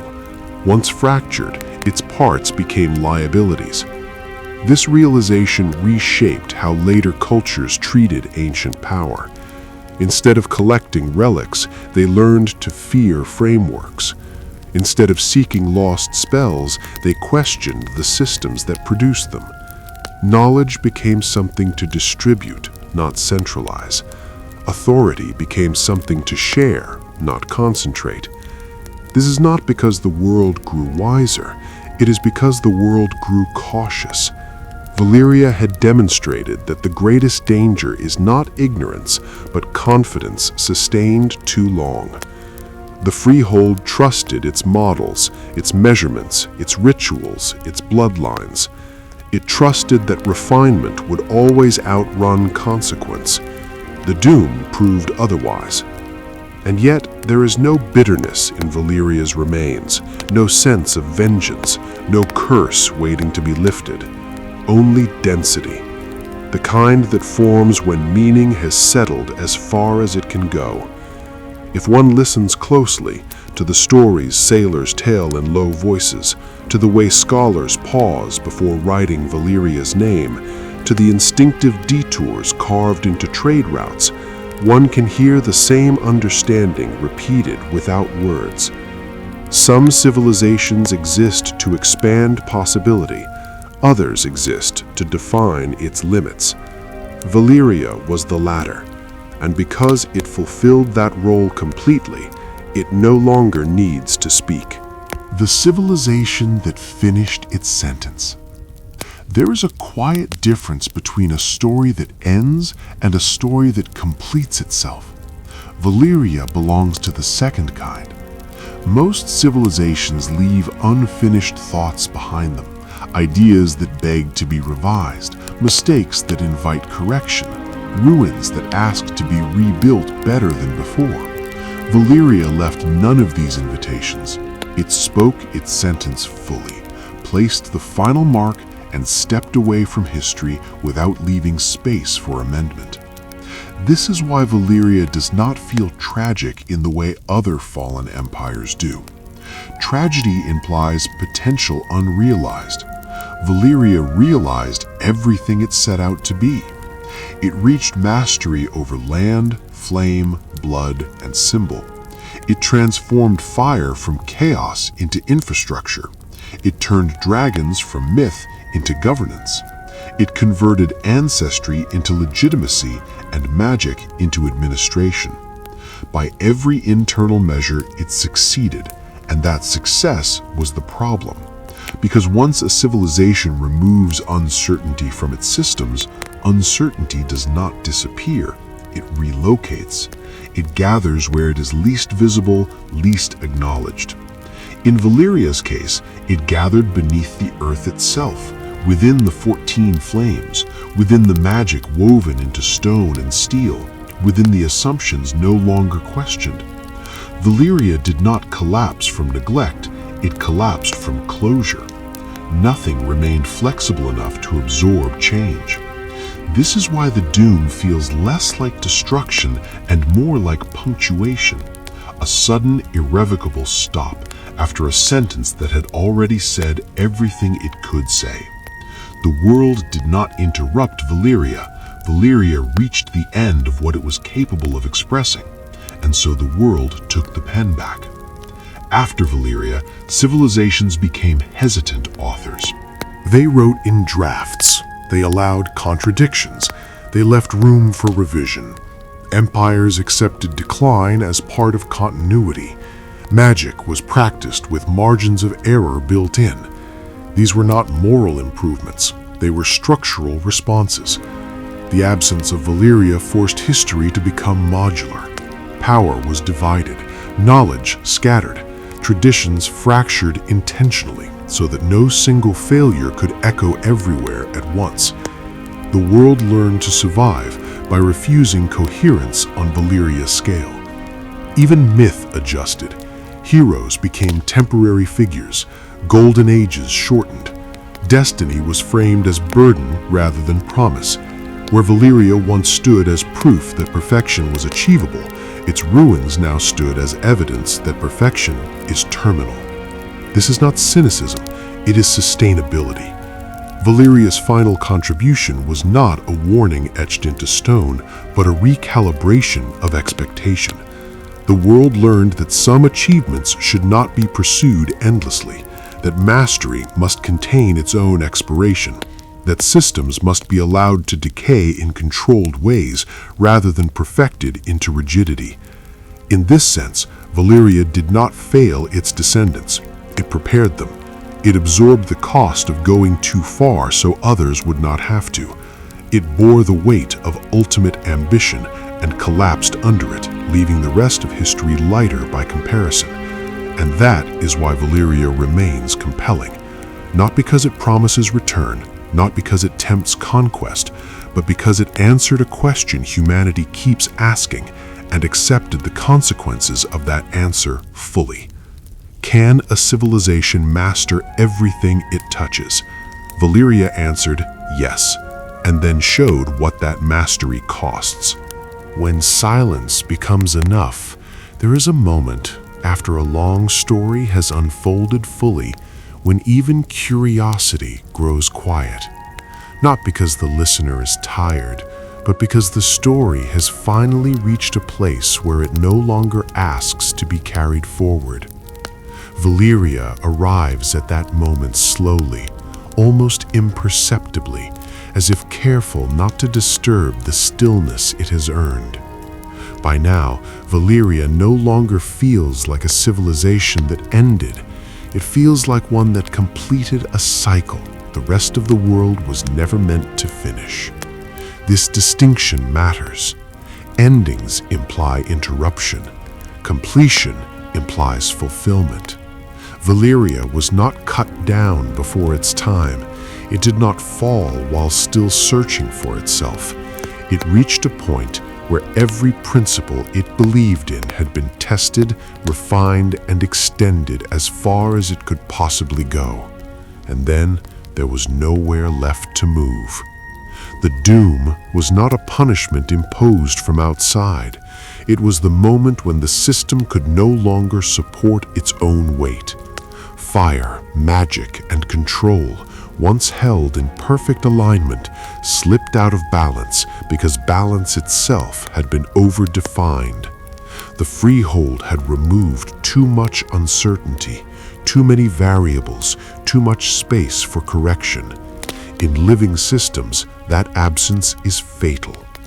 This is why Valyria's legacy feels strangely calm rather than violent. Once the correction occurred, nothing more was required. The land sealed itself, the magic condensed, the fire slept. What remained was stable in its own way, hostile, yes, but resolved. This resolution shaped the emotional tone of everything that followed. Later civilizations did not mourn Valyria endlessly. They referenced it sparingly. Its name appeared in histories, then in footnotes, then in metaphors. Over time, Valyria became less a subject of fascination and more a baseline, a fixed point against which ambition was measured. If a plan felt too complete, too elegant, too dependent on a single source of power, someone would hesitate, not always consciously. Often it was only a pause, a sense of unease, a decision made slightly more cautiously than necessary. That hesitation is Valyria's voice, not speaking, not warning, simply present. This presence altered how people understood progress. Before Valyria, progress was accumulation, more land, more knowledge, more control. After Valyria, progress became calibration. How much is enough? How much can be carried safely? How much should be left untouched? These questions never have final answers, and that is precisely the point. Valyria answered too many questions definitively. It believed mastery required closure. The world that followed learned that survival requires openness. Systems that can bend, contradict themselves, even fail locally without collapsing entirely. This is why Valyria's story fits so naturally into quiet telling. It is not a tale of heroes or villains. It is not driven by spectacle. It unfolds best when spoken slowly, without emphasis, because its meaning is not found in moments of action, but in long arcs of consequence. Valyria teaches patience by exhaustion. It shows what happens when every shortcut is perfected, every mystery solved, every uncertainty resolved. What remains is not transcendence, but fragility disguised as confidence. And when that fragility finally breaks, the correction is absolute. There is no return from completion. That is why Valyria does not tempt resurrection. The world does not secretly wish for its return.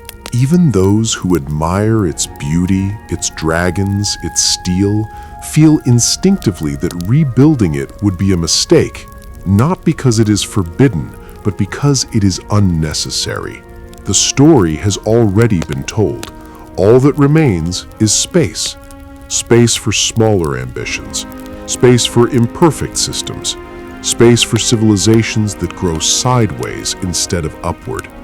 Valyria made that space by consuming the cost of ultimate ambition itself. And so, The world continues, not haunted, not warned, but adjusted. Fire still burns, magic still moves, empires still rise and fall. But somewhere beneath every long plan, every grand design, there is a quiet awareness that nothing needs to be complete in the way Valyria was. Silence, at last, is enough. The world that learned to breathe again after Valyria. The world did not become safer, it became looser. This distinction is subtle but essential. Safety implies protection, walls, guarantees. Looseness implies space, room to shift, to fail without total collapse, to breathe without perfect coordination. Valyria had been safe in the way a sealed vessel is safe. Nothing escaped, nothing intruded, nothing moved without permission. When it broke, it shattered completely. What followed chose a different rhythm. Civilizations that rose in the long shadow of the freehold never truly trusted total unity again. Even when empires formed, they allowed internal contradictions to survive. Provinces kept customs that did not align perfectly. Institutions overlapped in authority. Belief systems coexisted without final reconciliation. This was not inefficiency. It was shock absorption. The world learned, slowly, unevenly, that strength does not come from seamless design, but from the ability to fracture without disintegrating. Valyria had been seamless, beautifully, terrifyingly seamless, and that seamlessness left it nowhere to bend. In this sense, the Doom did more than end an empire. It rewrote the world's instincts. Magic, especially, retreated from centrality. Where once Valyria had placed it at the heart of governance, later ages pushed it outward into margins, rituals, folklore, specialized orders. Magic became something one consulted, not something one built a world upon. This shift preserved life. When magic failed later civilizations, it failed locally. A spell went wrong, a prophecy misled, a cult collapsed. The damage was real but contained. No single failure echoed across the entire structure of society. Valyria had offered no such containment. Its magic was not optional, it was foundational. When it destabilized, everything destabilized with it. Fire, steel, dragons, politics, economy, none could exist independently. The freehold had eliminated redundancy in pursuit of elegance. The world never made that mistake again. Even dragons, when they returned to history, returned diminished, not in power, but in role. They were weapons, symbols, and wonders, but no longer infrastructure. Cities were not designed around them. Law did not depend on them. When dragons died, the world did not collapse. This was deliberate. Somewhere in collective memory, never written, never declared, the world had decided that no single force should ever again become irreplaceable. This decision did not come from morality, it came from exhaustion. Valyria had taken the idea of mastery as far as it could go. It had answered the question of what happens when intelligence, discipline, and ambition are given perfect tools and unlimited time. The answer was not transcendence, it was saturation. Too much meaning in one place, too much power aligned too precisely, too many systems depending on each other to fail. When the correction came, it came all at once. The world remembered the feeling, not the details, not the numbers, not the names, but the scale of it. The sense that something so complete had left no room for mercy when it finally broke. And so mercy was redesigned into the world itself, not as kindness, but as margin. Margins of error, margins of authority, margins of belief. These margins slowed progress. They made history messier. They prevented civilizations from reaching the same heights Valyria once did. And that was the point. Valyria had proven that the highest possible achievement was not survivable. The world chose survivability instead. Even now, when scholars or dreamers imagine perfect systems, flawless governance, total knowledge, unified belief, they often feel a hesitation they cannot explain, a sense that something essential would be lost in the process. That hesitation is Valyria's final echo. Not fear, not reverence, but instinct. An instinct that says, leave room for breath. And so the world breathes on, unevenly, imperfectly, endlessly, carrying within it the quiet understanding that some civilizations exist so others never have to become them again. The closing of the circle. There is a final stage in every long remembrance, when even reflection begins to soften, not because it has run out of meaning, but because meaning has finished arranging itself. Valyria has reached that stage now. The story no longer presses forward. It curves inward, gently, like a circle returning to its beginning. Once, Valyria believed circles were symbols of perfection. Rituals were drawn in them, councils were seated within them. Spells were cast along curved lines meant to contain power without leakage. The circle was order, completion, certainty, a shape without beginning or end. What Valyria never realized was that circles also close, and closure, when applied to living systems, carries a cost. The freehold mistook enclosure for harmony. It believed that if every element, dragon, fire, blood, stone, were perfectly aligned, nothing essential could escape. And for a long time, nothing did. Valyria was magnificent precisely because it was sealed, internally consistent, self-referential. But sealed systems do not exchange, they accumulate. Pressure gathered slowly, invisibly beneath the 14 flames. Magic layered upon magic, ritual upon ritual, each refinement removing another avenue of release. Dragons grew stronger, but also more constrained. Bloodlines grew purer, but narrower. Knowledge deepened, but stopped questioning itself. The circle tightened. When it finally broke, it did not open outward. It collapsed inward, sealing itself permanently. The doom was not a rupture in the world, it was the moment Valyria closed its circle completely. And that closure has endured.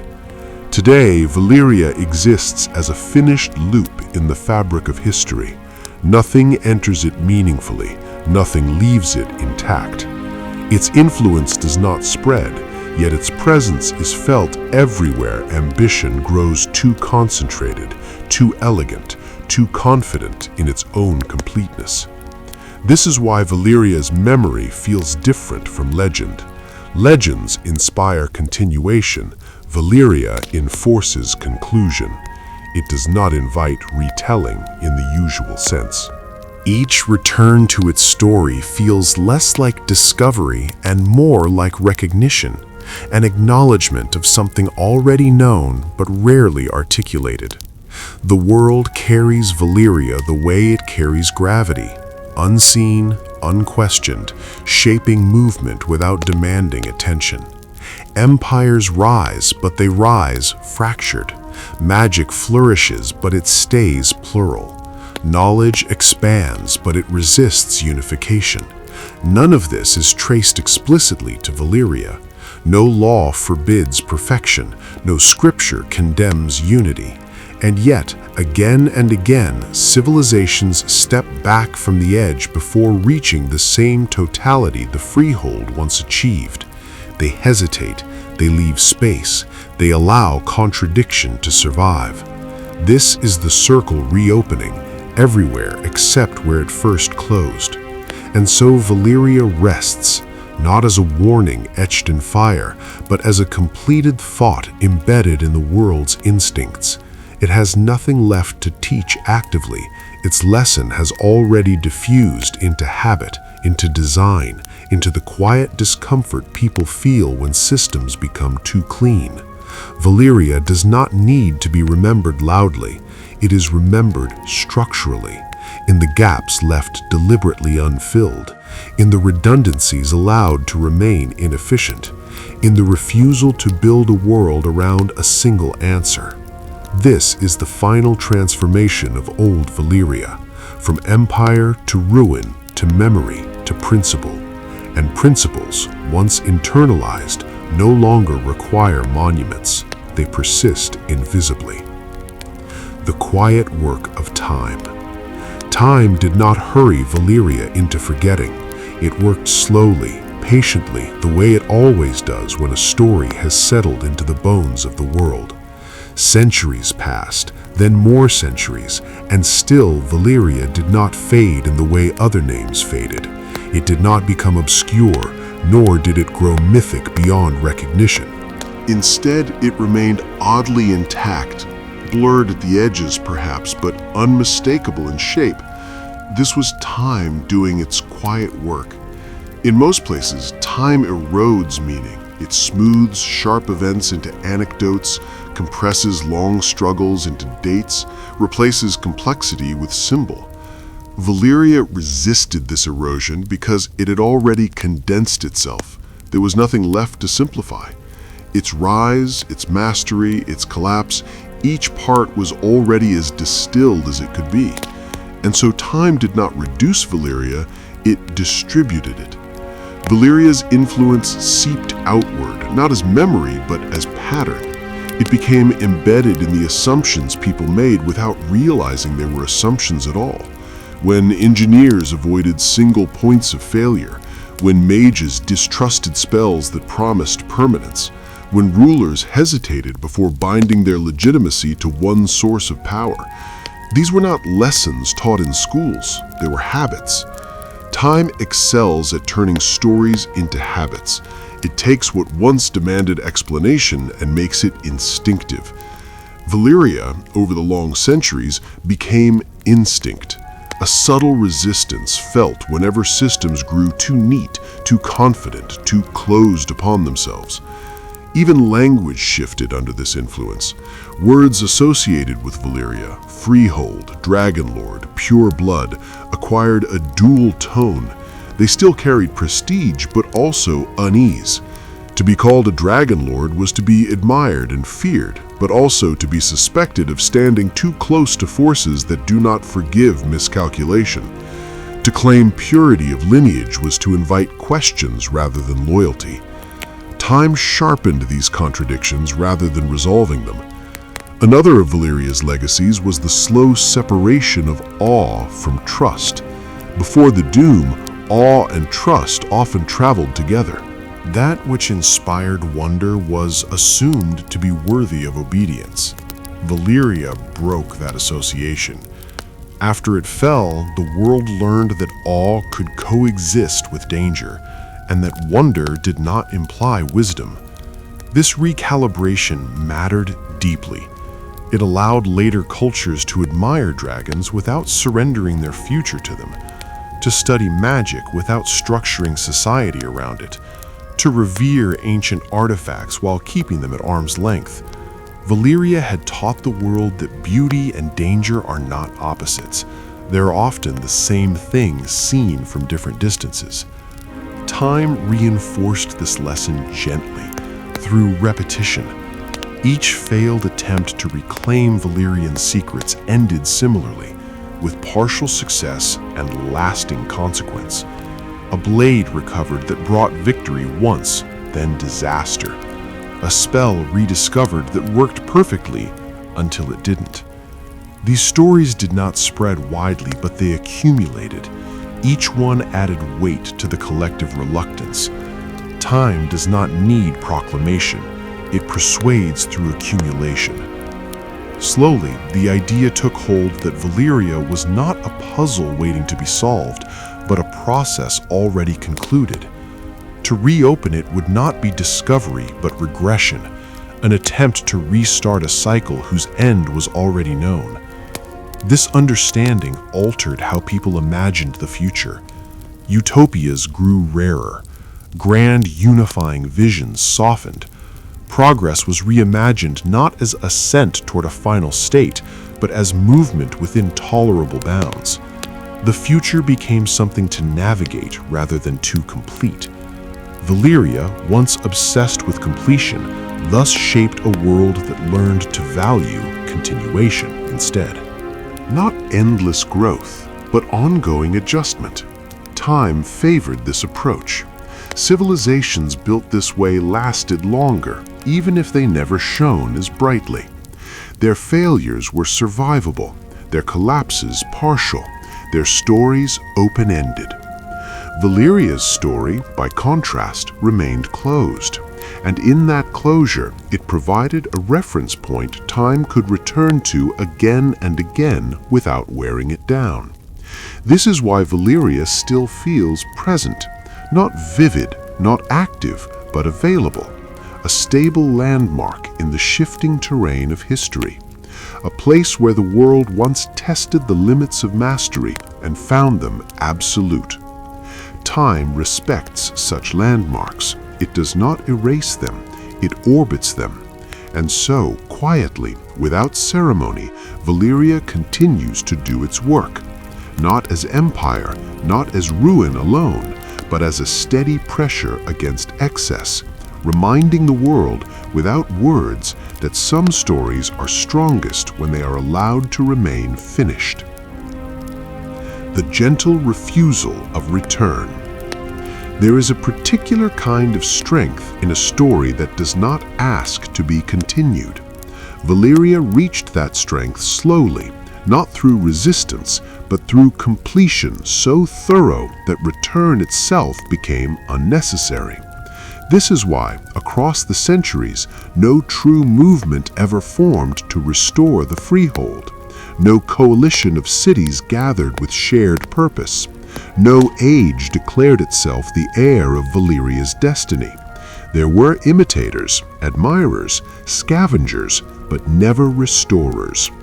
The world did not forget Valyria. It declined it. This refusal was not loud. It did not arrive as doctrine or taboo. It emerged quietly through repeated recognition that whatever Valyria had been, it belonged to a set of conditions that no longer existed. The land was altered, the magic reconfigured, the social fabric that supported Dragonlord authority dissolved into histories that could not be reassembled. Return requires compatibility. Valyria no longer had it. The ruins themselves made this clear. They did not decay into usable foundations. Their stone remained fused, warped, resistant to alteration. Attempts to dismantle Valyrian structures often failed, not because the material was indestructible, but because it refused repurposing. Heat lingered where it should not. Tools dulled. Measurements disagreed. The city did not offer itself to reconstruction. This was not enchantment in the traditional sense. It was inertia. Valyria had used magic to hold itself in precise alignment for centuries. When that alignment collapsed, it did not scatter into chaos, it condensed. The magic settled into the land like pressure locked behind unyielding stone. What remained was not active defense, but passive refusal, a state that made intervention costly, uncertain, and unrewarding. Civilizations are rebuilt when their ruins cooperate. Valyria's did not. This resistance shaped how people understood the past. Instead of viewing history as a sequence of recoverable stages, the world began to sense that some eras are singular, not because they were superior, but because they were complete expressions of a specific configuration of forces. Valyria had aligned fire, blood, land, and governance into a system so unified that it could exist only once. To attempt its recreation would require recreating its blind spots as well. The world did not want those back. Even fascination softened over time. Scholars continued to study Valyria, but with restraint. They mapped what they could from a distance. They argued theories. They preserved fragments. But the urgency faded. Valyria stopped being a problem to solve and became a context to understand. This is a profound shift. Problems demand solutions. Contexts demand perspective. Valyria moved from one category to the other, and in doing so, it gained a different kind of permanence, one not tied to physical survival, but to conceptual stability. Its meaning stopped evolving. It no longer needed reinterpretation to remain relevant. The world accepted that. Acceptance is often mistaken for resignation, but the two are different. Resignation mourns what cannot be changed. Acceptance adjusts behavior around what is understood. The world accepted Valyria by building futures that did not depend on its revival. That acceptance freed imagination rather than limiting it. Once Valyria was recognized as unrepeatable, new possibilities emerged, smaller, less absolute, more plural. Magic diversified, power fractured, ambition learned to negotiate rather than dominate. These developments lacked Valyria's grandeur, but they carried something Valyria never allowed itself: continuation. This is the final paradox of the freehold. By seeking permanence, it ensured finality. By achieving completeness, it denied return. And by doing so, it gave the world something rare, a finished example. Not a warning carved in fire, not a dream deferred, but a full arc, visible from beginning to end. In that visibility lies Valyria's lasting gift. It allows the world to recognize similar arcs forming elsewhere and step away before closure becomes collapse. It teaches without speaking, instructs without commanding, influences without demanding attention. The greatest empires leave ruins. Valyria left a boundary, and boundaries, once understood, do not need to be crossed again. The place where stories finally rest. There is a moment, at the very end of a long remembering, when even the act of reflection begins to slow. Not because there is nothing left to say, but because what remains no longer needs to be said aloud. Valyria has brought us to that threshold, the place where understanding settles into quiet presence, and the story prepares to rest without being pushed. Old Valyria now exists in the world the way deep foundations exist beneath ancient ground, unseen, unmoved, still shaping what is built above it. What makes Valyria different from every other fallen civilization is not the scale of its destruction, nor the brilliance of its achievements, but the finality of its alignment. The Freehold did not merely reach power, it aligned every part of itself toward a single vision of mastery. Fire, magic, blood, governance, architecture, and belief were not parallel systems. They were one system, breathing together. This unity gave Valyria its unmatched elegance. It also gave it no escape. In living worlds, survival depends on misalignment, on systems that fail independently, on beliefs that contradict each other just enough to prevent collapse from becoming total. Valyria eliminated that friction in pursuit of harmony, and harmony without tension became rigidity. When the doom came, it did not dismantle Valyria piece by piece, it ended it all at once. This is why Valyria's memory does not feel scattered. There is no sense of what if only this part had survived. Nothing meaningful could have survived alone. A dragon without the deep halls, steel without the songs, blood without the rituals, land without the balance. Each element required the others, and so when the circle closed, it closed cleanly. The world that followed internalized this lesson in subtle, enduring ways. People learned to mistrust systems that promised total coherence. They valued checks that felt inefficient. They preserved contradictions instead of resolving them. They learned, slowly, that imperfection is not a flaw in living systems, it is their breathing space.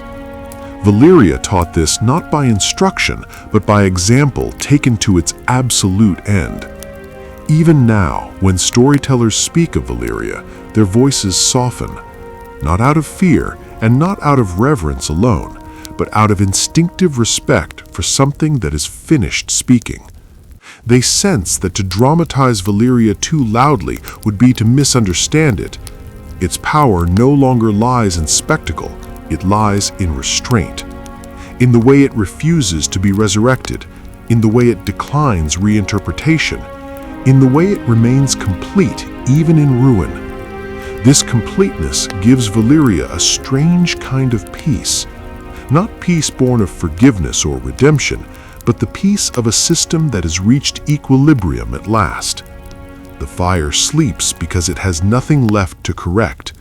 The land holds its shape because pressure has found its resting point. The magic remains dense and silent because it no longer seeks expression. Everything is where it will remain. And so the world moves around Valyria rather than toward it. Trade routes curve away. Ambitions narrow before they grow too vast. Ideas that promise perfection are met with hesitation, then redesigned into something smaller, something survivable. Valyria's influence persists not as memory alone, but as a filter through which future possibilities are quietly evaluated. This is the final transformation of old Valyria, from empire to ruin to lesson to stillness. Not a stillness that demands attention, a stillness that allows everything else to continue. Stories usually end when events stop. Valyria's story ends when the need for events disappears. What remains is space. Space for flawed civilizations, space for unfinished systems, space for worlds that do not need to be complete in order to endure. Old Valyria does not ask to be mourned. It does not ask to be feared. It has already given what it came to give, and now it rests, not forgotten, not reclaimed, but finished. The silence that watches, not sleeps. Even when a story is finished, its presence does not vanish. Valyria has reached that rare state where nothing new will ever truly happen there, yet it is never absent from the world. This is not the silence of neglect, it is the silence of witness. Valyria no longer acts, but it continues to observe, not consciously, not willfully, but structurally. The world moves, and Valyria remains the unmoving reference point against which that movement is felt. In many ways, Valyria became the world's deepest memory, not a memory recalled deliberately, but one carried in posture, in hesitation, in design choices made without explanation. The kind of memory that influences behavior long after its origin has been forgotten. This is why, even now, no civilization fully trusts itself. Kings surround themselves with advisors who disagree. Magical orders split into schools rather than unite under one doctrine. Knowledge is archived in multiple places, translated imperfectly, allowed to contradict itself. None of this is efficient. All of it is intentional, even when unspoken. Valyria cured the world of the desire for singular answers, and that cure was permanent. Before the Freehold, humanity believed that mastery meant convergence, that all wisdom, power, and authority should eventually meet in one place, one system, one truth. Valyria achieved that convergence more completely than any civilization before or since. It did not survive it. After Valyria, divergence became a survival trait. The world learned to scatter importance, to allow centers to shift, to let authority erode gradually rather than collapse suddenly. This created cultures that felt less magnificent, less unified, but far more adaptable. This adaptability is Valyria's opposite, and therefore its legacy. Even magic behaves differently now. Where Valyrian sorcery once sought perfect alignment, later magic accepts imprecision. Spells are contextual, rituals vary by region, outcomes are influenced by environment, emotion, timing. Magic became something negotiated rather than imposed.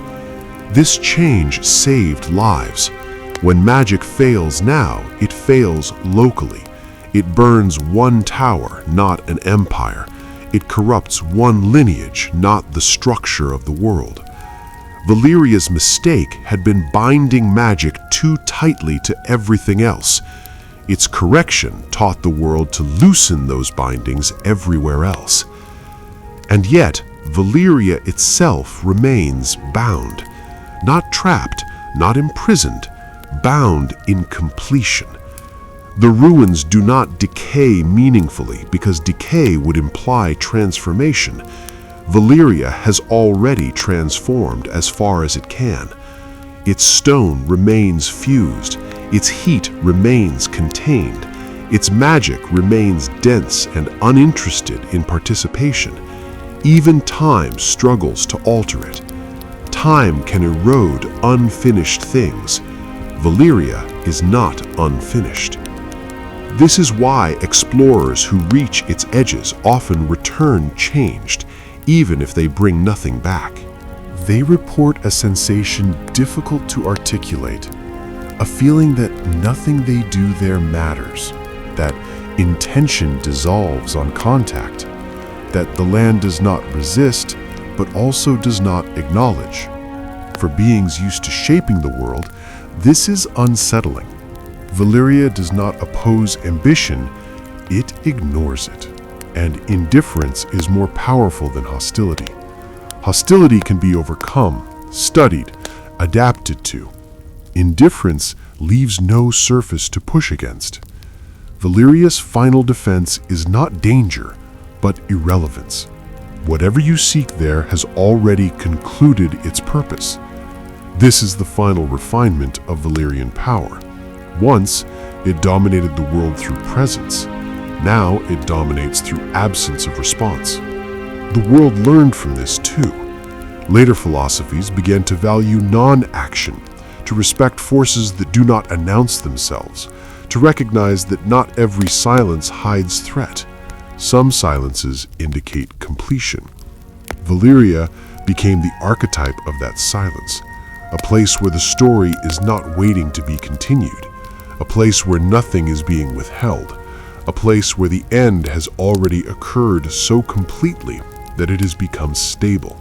And stability, at this scale, is rare.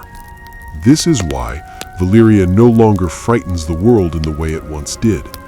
Fear requires uncertainty. Valyria offers none. It is dangerous, yes, but predictably so.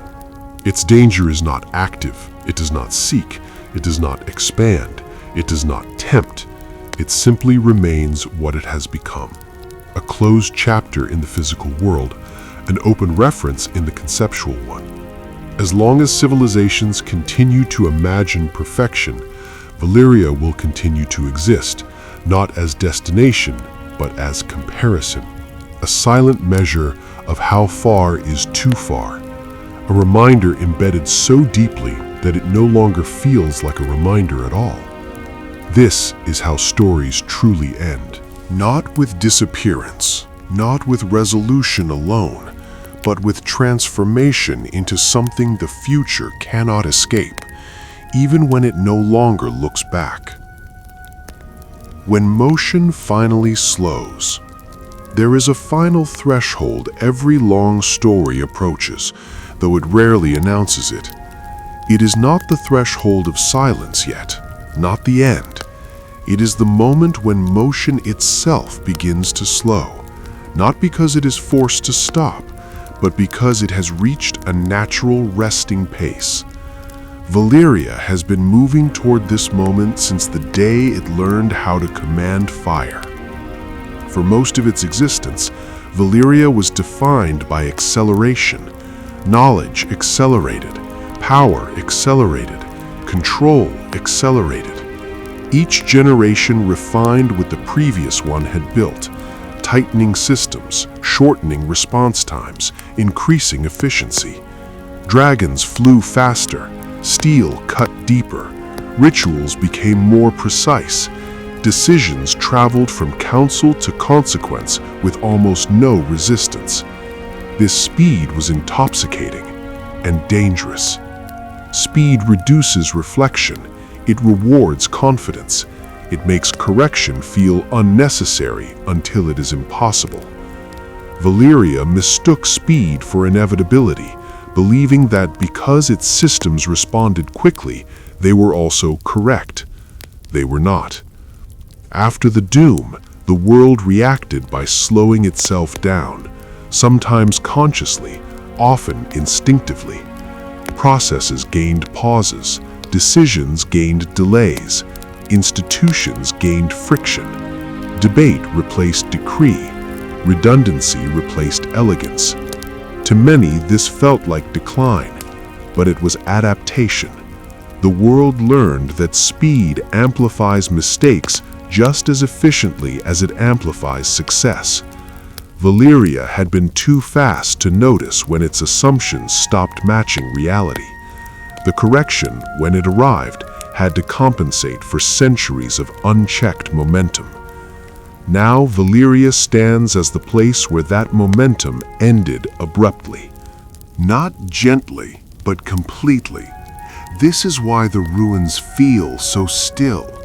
Not merely quiet, but motionless in intention. The land no longer pushes toward any future state.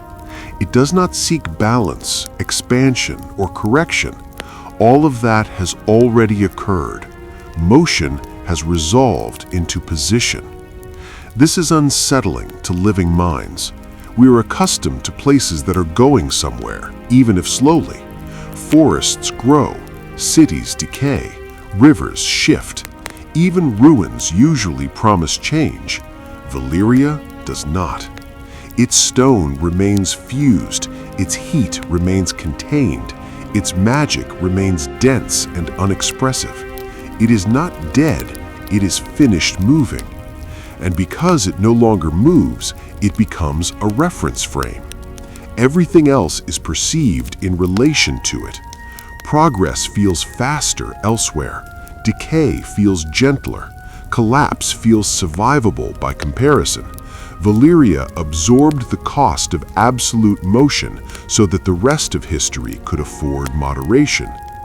This is why later civilizations tolerate inefficiency, why they allow traditions to linger even when outdated, why they permit institutions to overlap awkwardly, why they resist total optimization. These imperfections slow motion deliberately, creating space for correction before pressure becomes catastrophic. Valyria had no such space. Its motion was too aligned, too efficient, too unified to permit gradual adjustment. When adjustment finally became necessary, only rupture could provide it, and rupture provides no guidance. The world learned to avoid that lesson ever being necessary again. Even ambition learned to speak differently.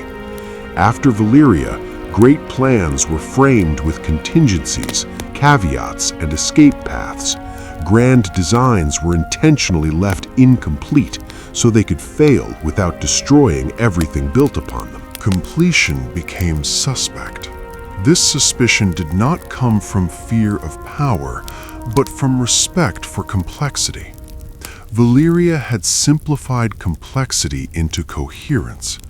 The world chose to preserve complexity instead, and in doing so, it preserved itself. Valyria, now motionless, no longer participates in this choice. It has already made its decision long ago by pursuing coherence to its absolute limit. The result stands unchanged, a static answer to a dynamic question. Can a civilization move faster than consequence?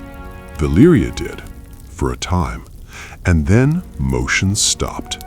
This is why its story feels so heavy and so calm at the same time. Weight without struggle, finality without bitterness, a stillness that does not ask to be disturbed. The world moves around Valyria now, slower, more cautiously, carrying forward with it the quiet understanding that motion without pause is not progress, it is momentum toward inevitability. And inevitability, once reached, offers no choice at all. The last shape of understanding. There is a stage beyond slowing, beyond reflection, beyond even acceptance. It is the stage where understanding no longer seeks form. Valyria has reached that stage. At this point in the telling, the story is no longer moving forward through events or consequences.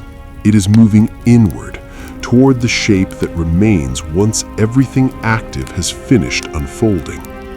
This is where Valyria becomes what it was always quietly becoming, a fixed truth inside a changing world.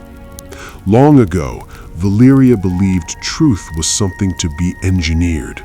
It believed that if knowledge were gathered completely, if power were aligned correctly, if systems were perfected enough, truth would reveal itself as a stable, permanent state.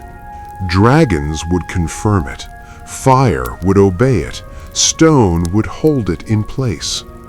What Valyria discovered instead, too late to adjust, was that truth is not a destination. It is a condition, and conditions change. Valyria attempted to freeze a condition into permanence. It tried to lock a moment of balance into eternity. The doom was not the punishment for that attempt. It was the inevitable response of a world that cannot be held still indefinitely. Now, after all motion has ceased, Valyria exists as a shape without intention. This is difficult for living minds to grasp. We expect ruins to invite meaning, lessons, reinterpretation. Valyria does none of these actively. Its meaning is not offered. It must be recognized. And recognition does not happen through effort, but through resonance. Those who truly understand Valyria rarely speak of it much. They do not romanticize it, they do not condemn it.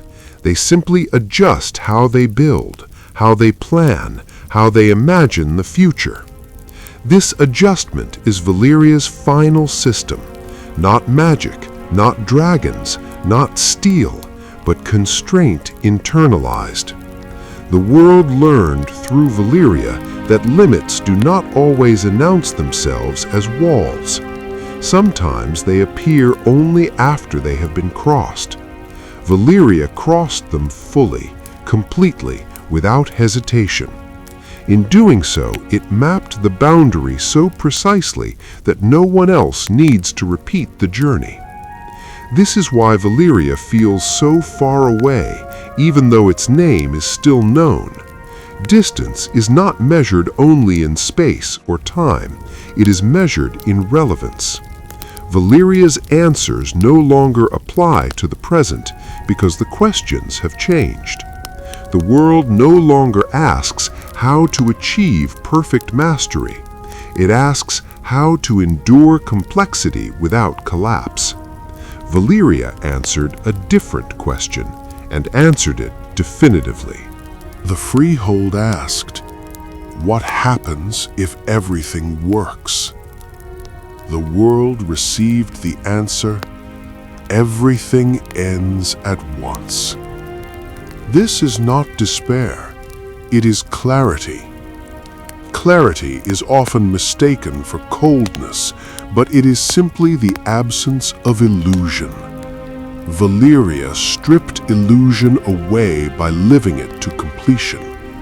It showed that perfection is not a stable peak, but a narrow ridge with no room to stand. Now, standing there alone, Valyria no longer tempts ascent.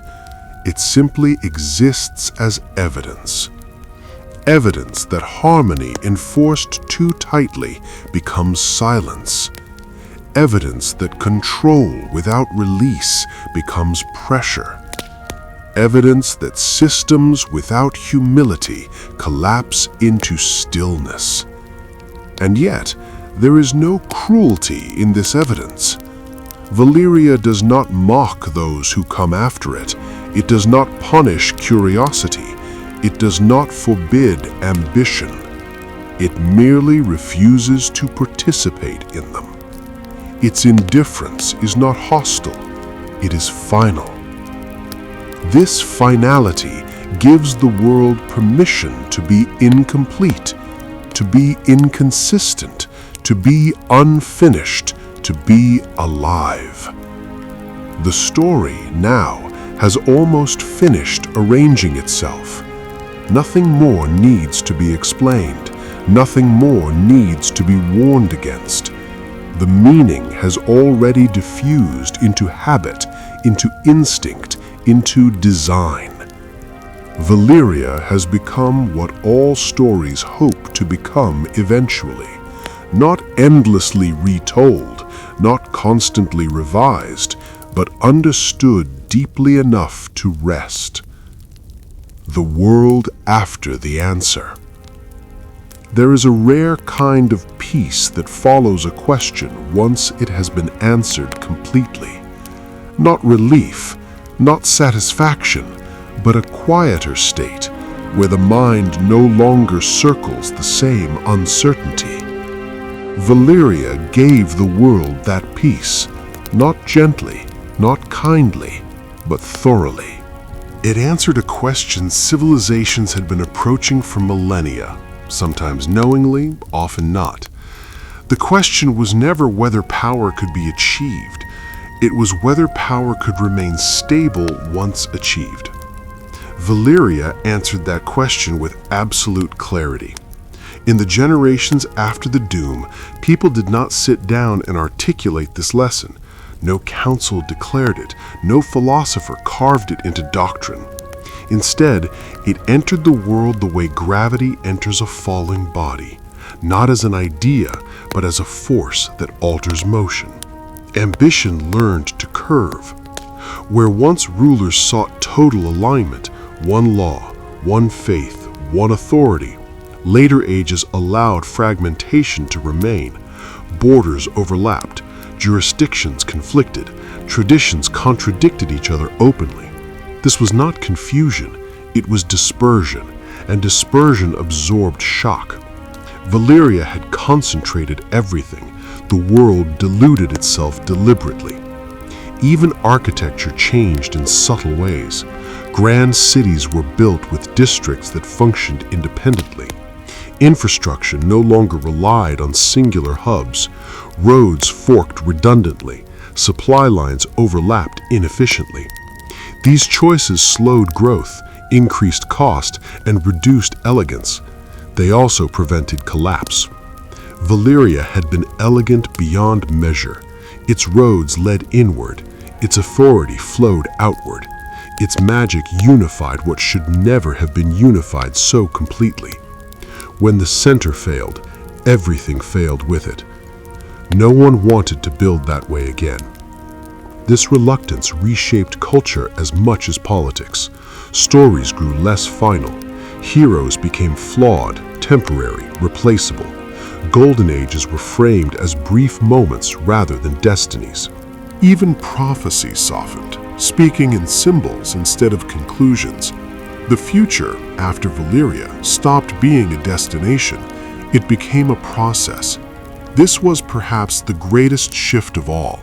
Before Valyria, civilizations believed history moved toward culmination, toward a final form of order, knowledge, or harmony. Valyria reached that culmination. and what followed was not transcendence, but closure so complete it left no space for continuation. After Valyria, history learned to move sideways, to adapt rather than resolve, to bend rather than finalize. The world accepted that no state of perfection could be lived in indefinitely, that stability must be dynamic, not fixed, that systems must expect failure and incorporate it without shame. Valyria had no tolerance for failure. Its systems were too integrated, too confident, too complete. Failure had nowhere to go but everywhere at once. Now, standing outside of time, Valyria holds that failure so others do not have to. This is why its ruins feel heavy, even in silence, not threatening, not mournful, heavy with consequence already paid. The cost of ultimate mastery was absorbed there, once, fully, without remainder. The world carries that payment forward as credit, credit that allows it to be imperfect, credit that allows it to be slow, credit that allows it to survive. Even the most ambitious minds, when they design systems meant to last, now leave space for erosion. They expect change. They allow reinterpretation. They distrust final answers. This distrust is not cynicism. It is Valyria's inheritance. And so the freehold remains, not as an empire that fell, but as a completed experiment, a full-scale test of what happens when intelligence, discipline, magic, and power are given every advantage and no restraint. The results are not debated, they are accepted. Valyria proved that some questions, once answered, do not need to be asked again. And because it answered that question so completely, the world is free to ask different ones now. How to endure, how to adapt, how to remain open without dissolving. These questions have no final answers, and that, finally, is the point. When the story stops moving and the world does not. There is a subtle distinction between a story that ends and a story that releases. Valyria does not conclude with a final image of flame or ruin. It releases its grip on the listener instead. It loosens the tension it once held over the world and allows history to keep moving without it. This release is quiet, almost imperceptible, but it is the final transformation of the freehold. Once Valyria demanded attention, its dragons commanded the sky, its steel commanded respect, its language, its architecture, its bloodlines commanded imitation. To know Valyria was to look toward it, to measure oneself against it, to wonder whether one day, somehow, its level of mastery could be reached again. That pull is gone now, not because Valyria is forgotten, but because the world no longer leans toward it. The freehold has passed fully into a different state, not past, not legend, but background condition, like climate, like gravity, like the shape of the land beneath a city that no one remembers was once sea. This is the final stage of influence, when something no longer needs to persuade, instruct, or threaten, when its presence is assumed so completely that it disappears from conscious thought while continuing to shape every step taken upon it. Valyria became that presence. The world after Valyria is not wiser in the way philosophers like to imagine wisdom. It is not kinder or more just or less ambitious. It is simply structured differently.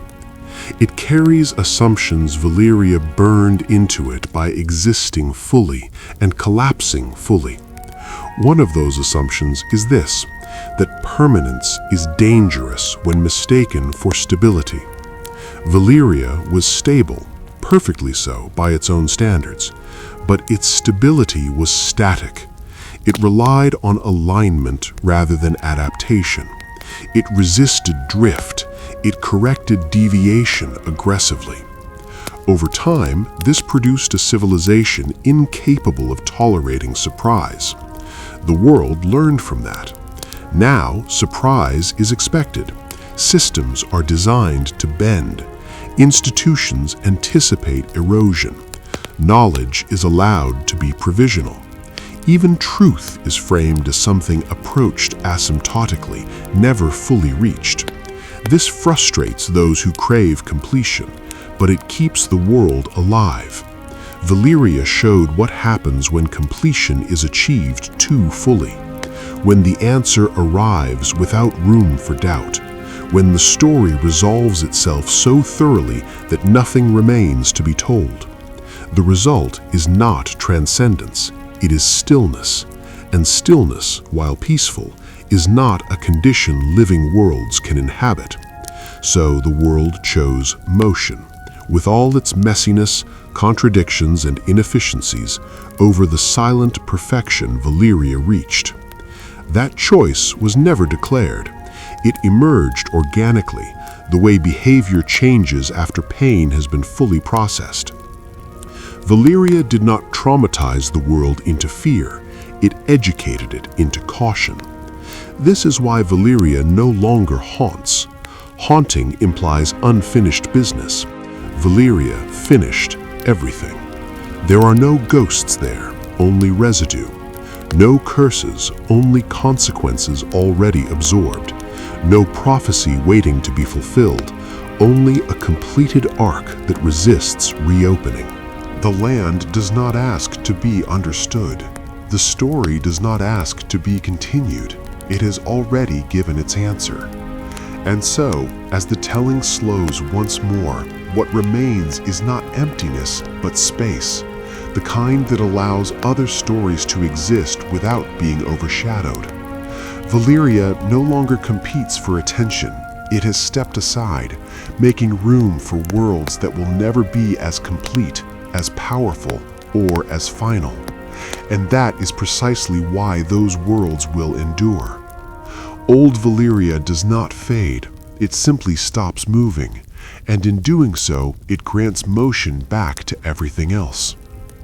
The world that carries the silence forward. When a story reaches this depth, it no longer belongs only to the place it describes. It begins to belong to the world that lives after it. Valyria, by now, has moved beyond being a memory anchored to geography. It has become something carried forward, quietly, invisibly, by every civilization that chooses not to repeat its path. This carrying is not intentional. No one wakes each day thinking of Valyria, yet its influence persists in the smallest design choices, the smallest hesitations, the smallest allowances made for failure. This is how silence travels. In the years after the Doom, the most profound change was not political or magical, it was psychological. Humanity, across Essos, Westeros, and lands beyond recorded maps, lost its appetite for final answers. Not immediately and not completely, but steadily. The desire for a single perfect system began to feel uncomfortable, even suspicious.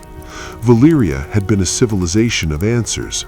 Every question it encountered, how to rule, how to build, how to bind power, was resolved decisively. Ambiguity was treated as inefficiency.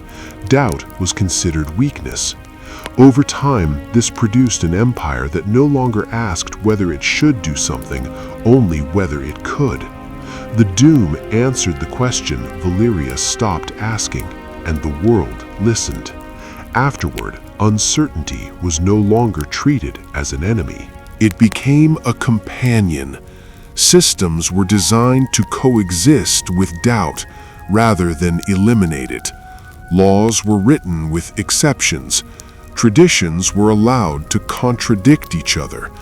Knowledge was stored in fragments, not unified into singular doctrines. This fragmentation felt like loss to those who remembered Valyria's elegance, but fragmentation saved lives. A fractured system fails in pieces. A unified system fails all at once. Valyria failed all at once, so the world would never need to again. Even the way people imagined greatness changed. Before Valyria, greatness meant dominance, permanence, and totality. After Valyria, greatness softened into endurance, adaptability, and restraint. The most respected institutions were not those that controlled the most, but those that survived the longest without becoming rigid. This redefinition was subtle, but it reshaped ambition itself. People still sought power, they still sought knowledge, they still sought mastery, but they no longer sought completion. Completion had become synonymous with risk. Valyria's silence taught this lesson better than any warning could have. It did not condemn ambition, it demonstrated its endpoint.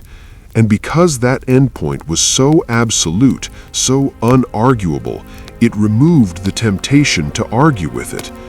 This is why Valyria does not inspire rebellion or restoration movements. It inspires avoidance, not avoidance born of fear, but of understanding. The world does not avoid Valyria because it is cursed. It avoids it because it is finished, and finished things do not offer futures. This understanding has settled so deeply into civilization that it often feels like common sense. We call it pragmatism, balance, moderation. But at its root lies a memory of a place that allowed itself no moderation, no balance, no exit. Valyria paid the cost of going too far. The world learned the price without having to pay it again. And so, as this story continues to slow, it does not collapse into emptiness. It spreads outward instead, diffusing into the quiet structures that hold the present together. The telling becomes less about Valyria itself and more about the space Valyria created by ending so completely. Space for other stories, space for incomplete worlds, space for systems that breathe. Valyria's final act was not destruction, it was containment. Containment of an idea taken to its limit. Containment of an ambition fully realized. Containment of a question answered so decisively that it no longer needs repetition. The silence that followed was not absence, it was relief. And the world, carrying that relief forward, learned to move with lighter steps. The quiet horizon beyond the ruins. There comes a point in every long passage where the landscape stops changing, yet the sense of travel remains. Valyria has carried us to that horizon, not a cliff, not an edge, but a wide, calm distance where the ruins no longer dominate the view. They remain behind us, present, undeniable, but the world ahead opens without their shadow pressing so heavily upon it. This is not forgetting, it is integration. The world did not move on from Valyria by erasing it, it moved on by absorbing it. After the doom, generations grew up who never saw a dragon in the sky, never heard Valyrian spoken as a living language, never touched steel forged by songs older than memory.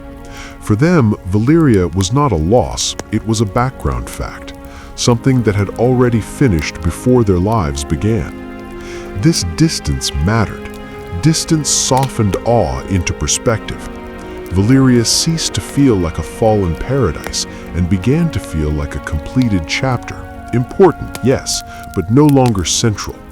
Children learned of it the way they learned of mountains long eroded or seas long dried, as features of a world shaped before them, not destinies awaiting return. This generational shift completed what the doom began, because civilizations are not truly ended by catastrophe, they are ended when no one expects their return. Valyria reached that point quietly, without declaration. No final council pronounced it dead, no priest sealed its name in taboo. Expectations simply thinned, generation by generation, until it vanished. And with that vanishing, something gentle emerged. Freedom. The world no longer measured itself against Valyria's heights. It no longer asked whether it could match that scale of mastery. Without that comparison, ambitions recalibrated naturally. They became local, contextual, temporary. Goals were set with lifetimes in mind rather than eternities. This did not make the world smaller, it made it more livable. Valyria's greatest burden on the world had been comparison. As long as it stood as the ultimate example of what civilization could become, every other culture felt provisional by contrast. Their achievements seemed incomplete, their systems felt compromised, their power felt inadequate. When Valyria ceased to be a destination, that pressure lifted. Civilizations began to judge themselves on their own terms. A city could be great without being eternal. A kingdom could be successful without mastering everything within its reach. A tradition could be meaningful without claiming universality. This plurality was Valyria's opposite, and therefore its correction. The ruins themselves seem to understand this in their own way. They do not beckon travelers. They do not shimmer with promise. They sit under ash and heat and silence, uninterested in recognition. Their very presence says, nothing more is required here. In that refusal, they offer a strange kindness. They allow the living world to remain unfinished, to remain adaptable, to remain fallible, to remain in motion. This is why, when the wind carries heat from the smoking sea, it does not feel like a warning anymore. It feels like weather, part of the world's texture, not a call to action. Sailors note it, adjust their course, and continue on. Life does not stop for Valyria, and Valyria does not ask it to. This mutual indifference is the final equilibrium.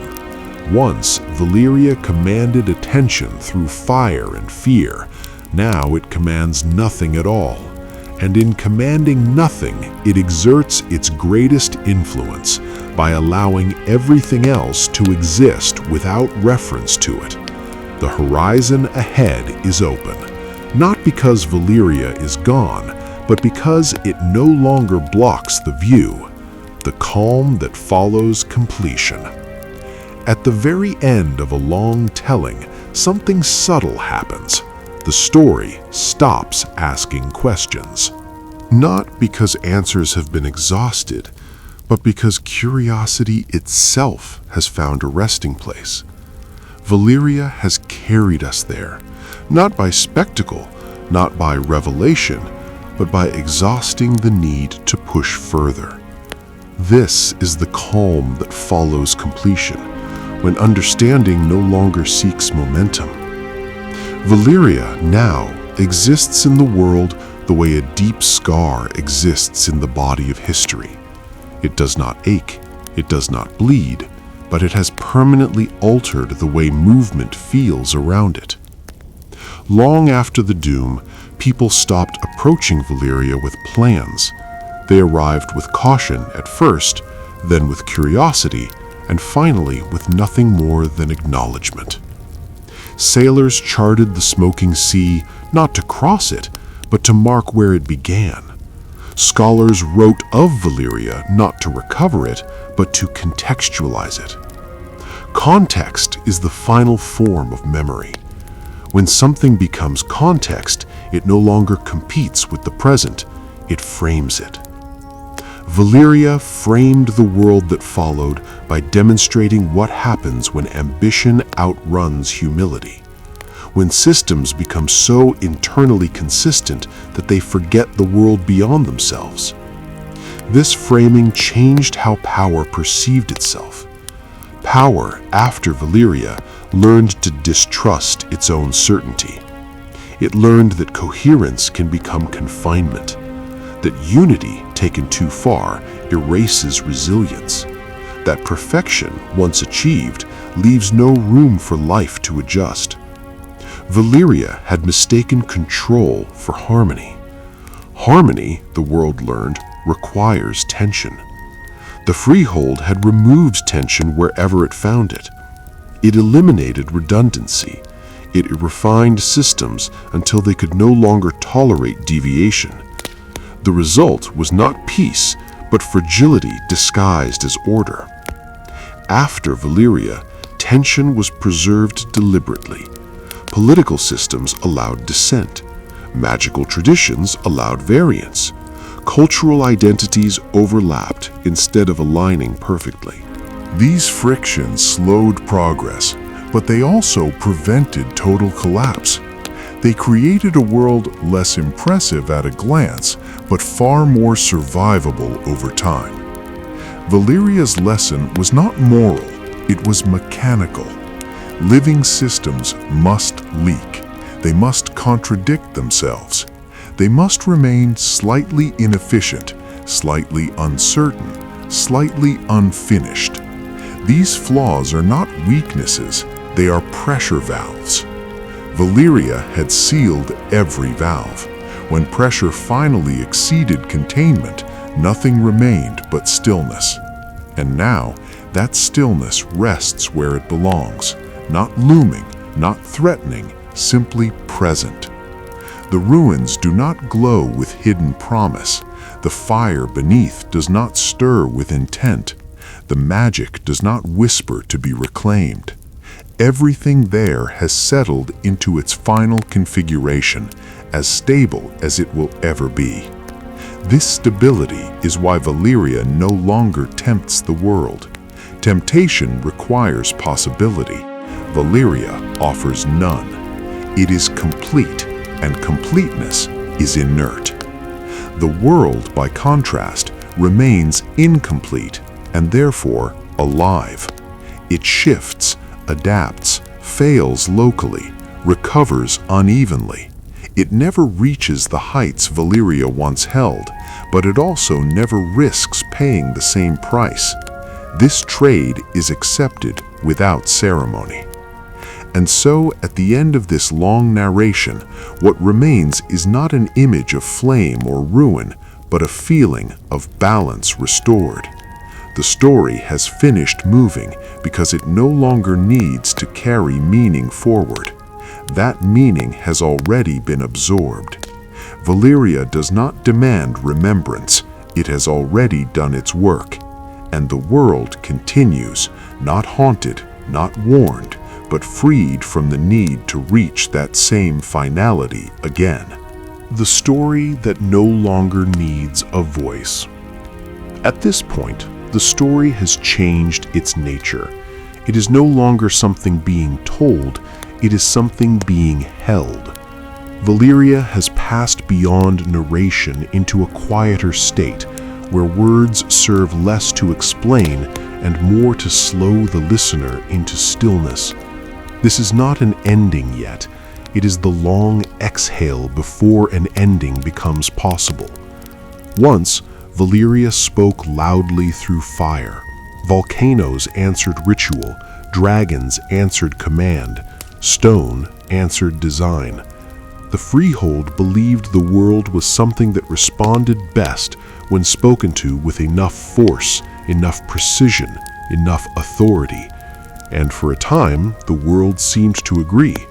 Then, it stopped answering.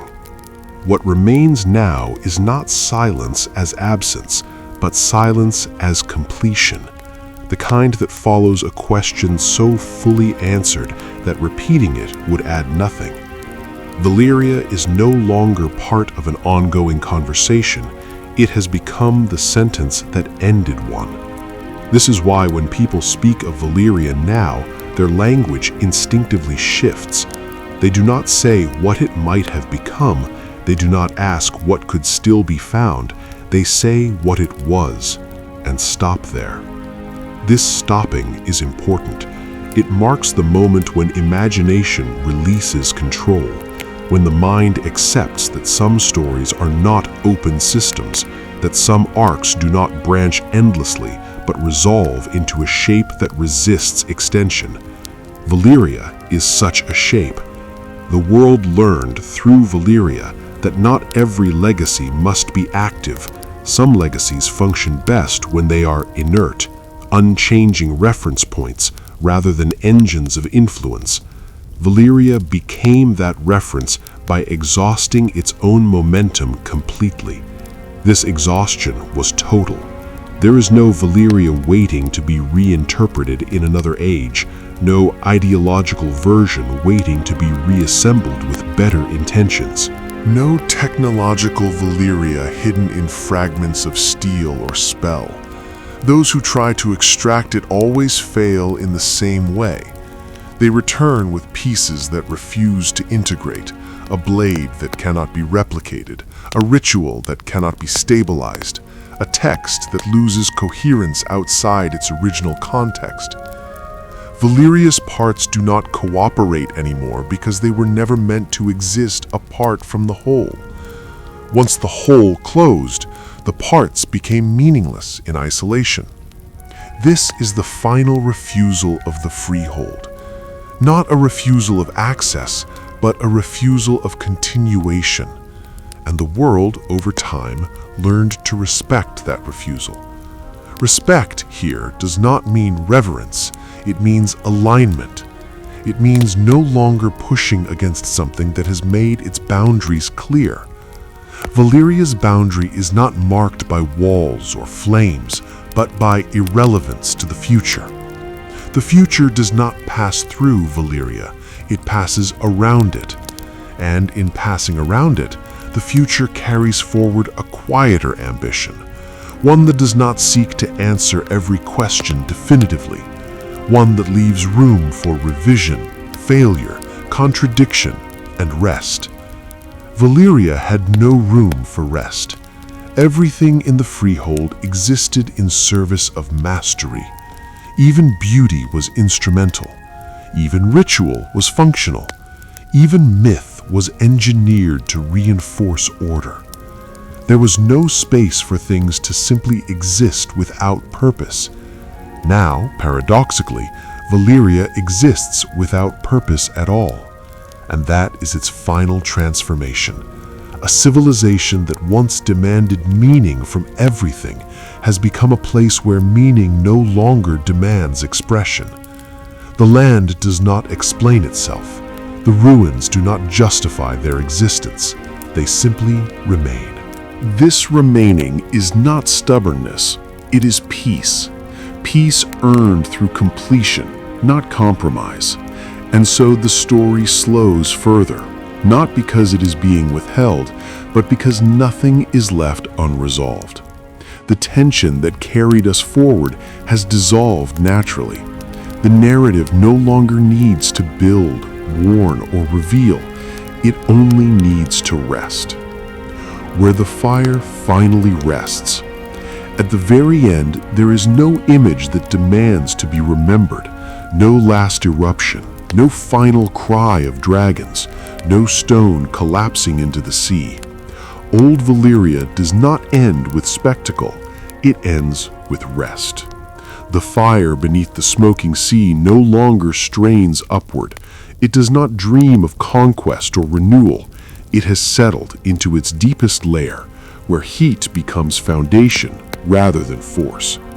The land above it holds, not rigidly, not defensively, but with the quiet certainty of something that has finished changing. Magic, too, has reached its final posture. It does not roam, it does not whisper, it does not wait to be awakened. It exists the way memory exists in stone. Not active, not dead, but complete. The spells of Valyria are no longer spells at all. They are conditions. The world behaves differently there because the world has already been rewritten once and will not allow itself to be rewritten again. This is not a curse, it is closure.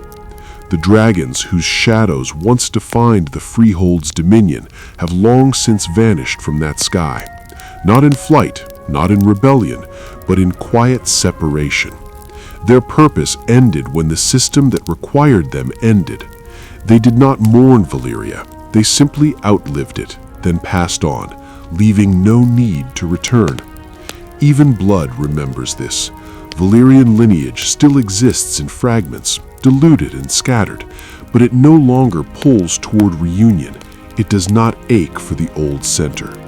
It survives by adapting, by losing purity, by becoming many things instead of one. In this, even Valyria's blood learned the lesson Valyria itself could not. Nothing remains that seeks to reassemble the freehold, and nothing needs to. Old Valyria now occupies a rare place in the world's long story, a place where nothing is unresolved. It is not waiting to be forgiven. It is not waiting to be understood better. It is not waiting to be reclaimed by history. It has already given its answer.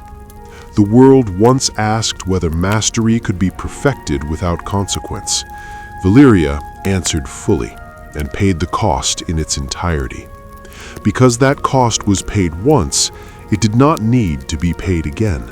And so the world learned, not through fear, not through prophecy, but through quiet observation, to leave space in its systems, to allow friction, to welcome imperfection, to survive by never becoming complete in the way Valyria was complete.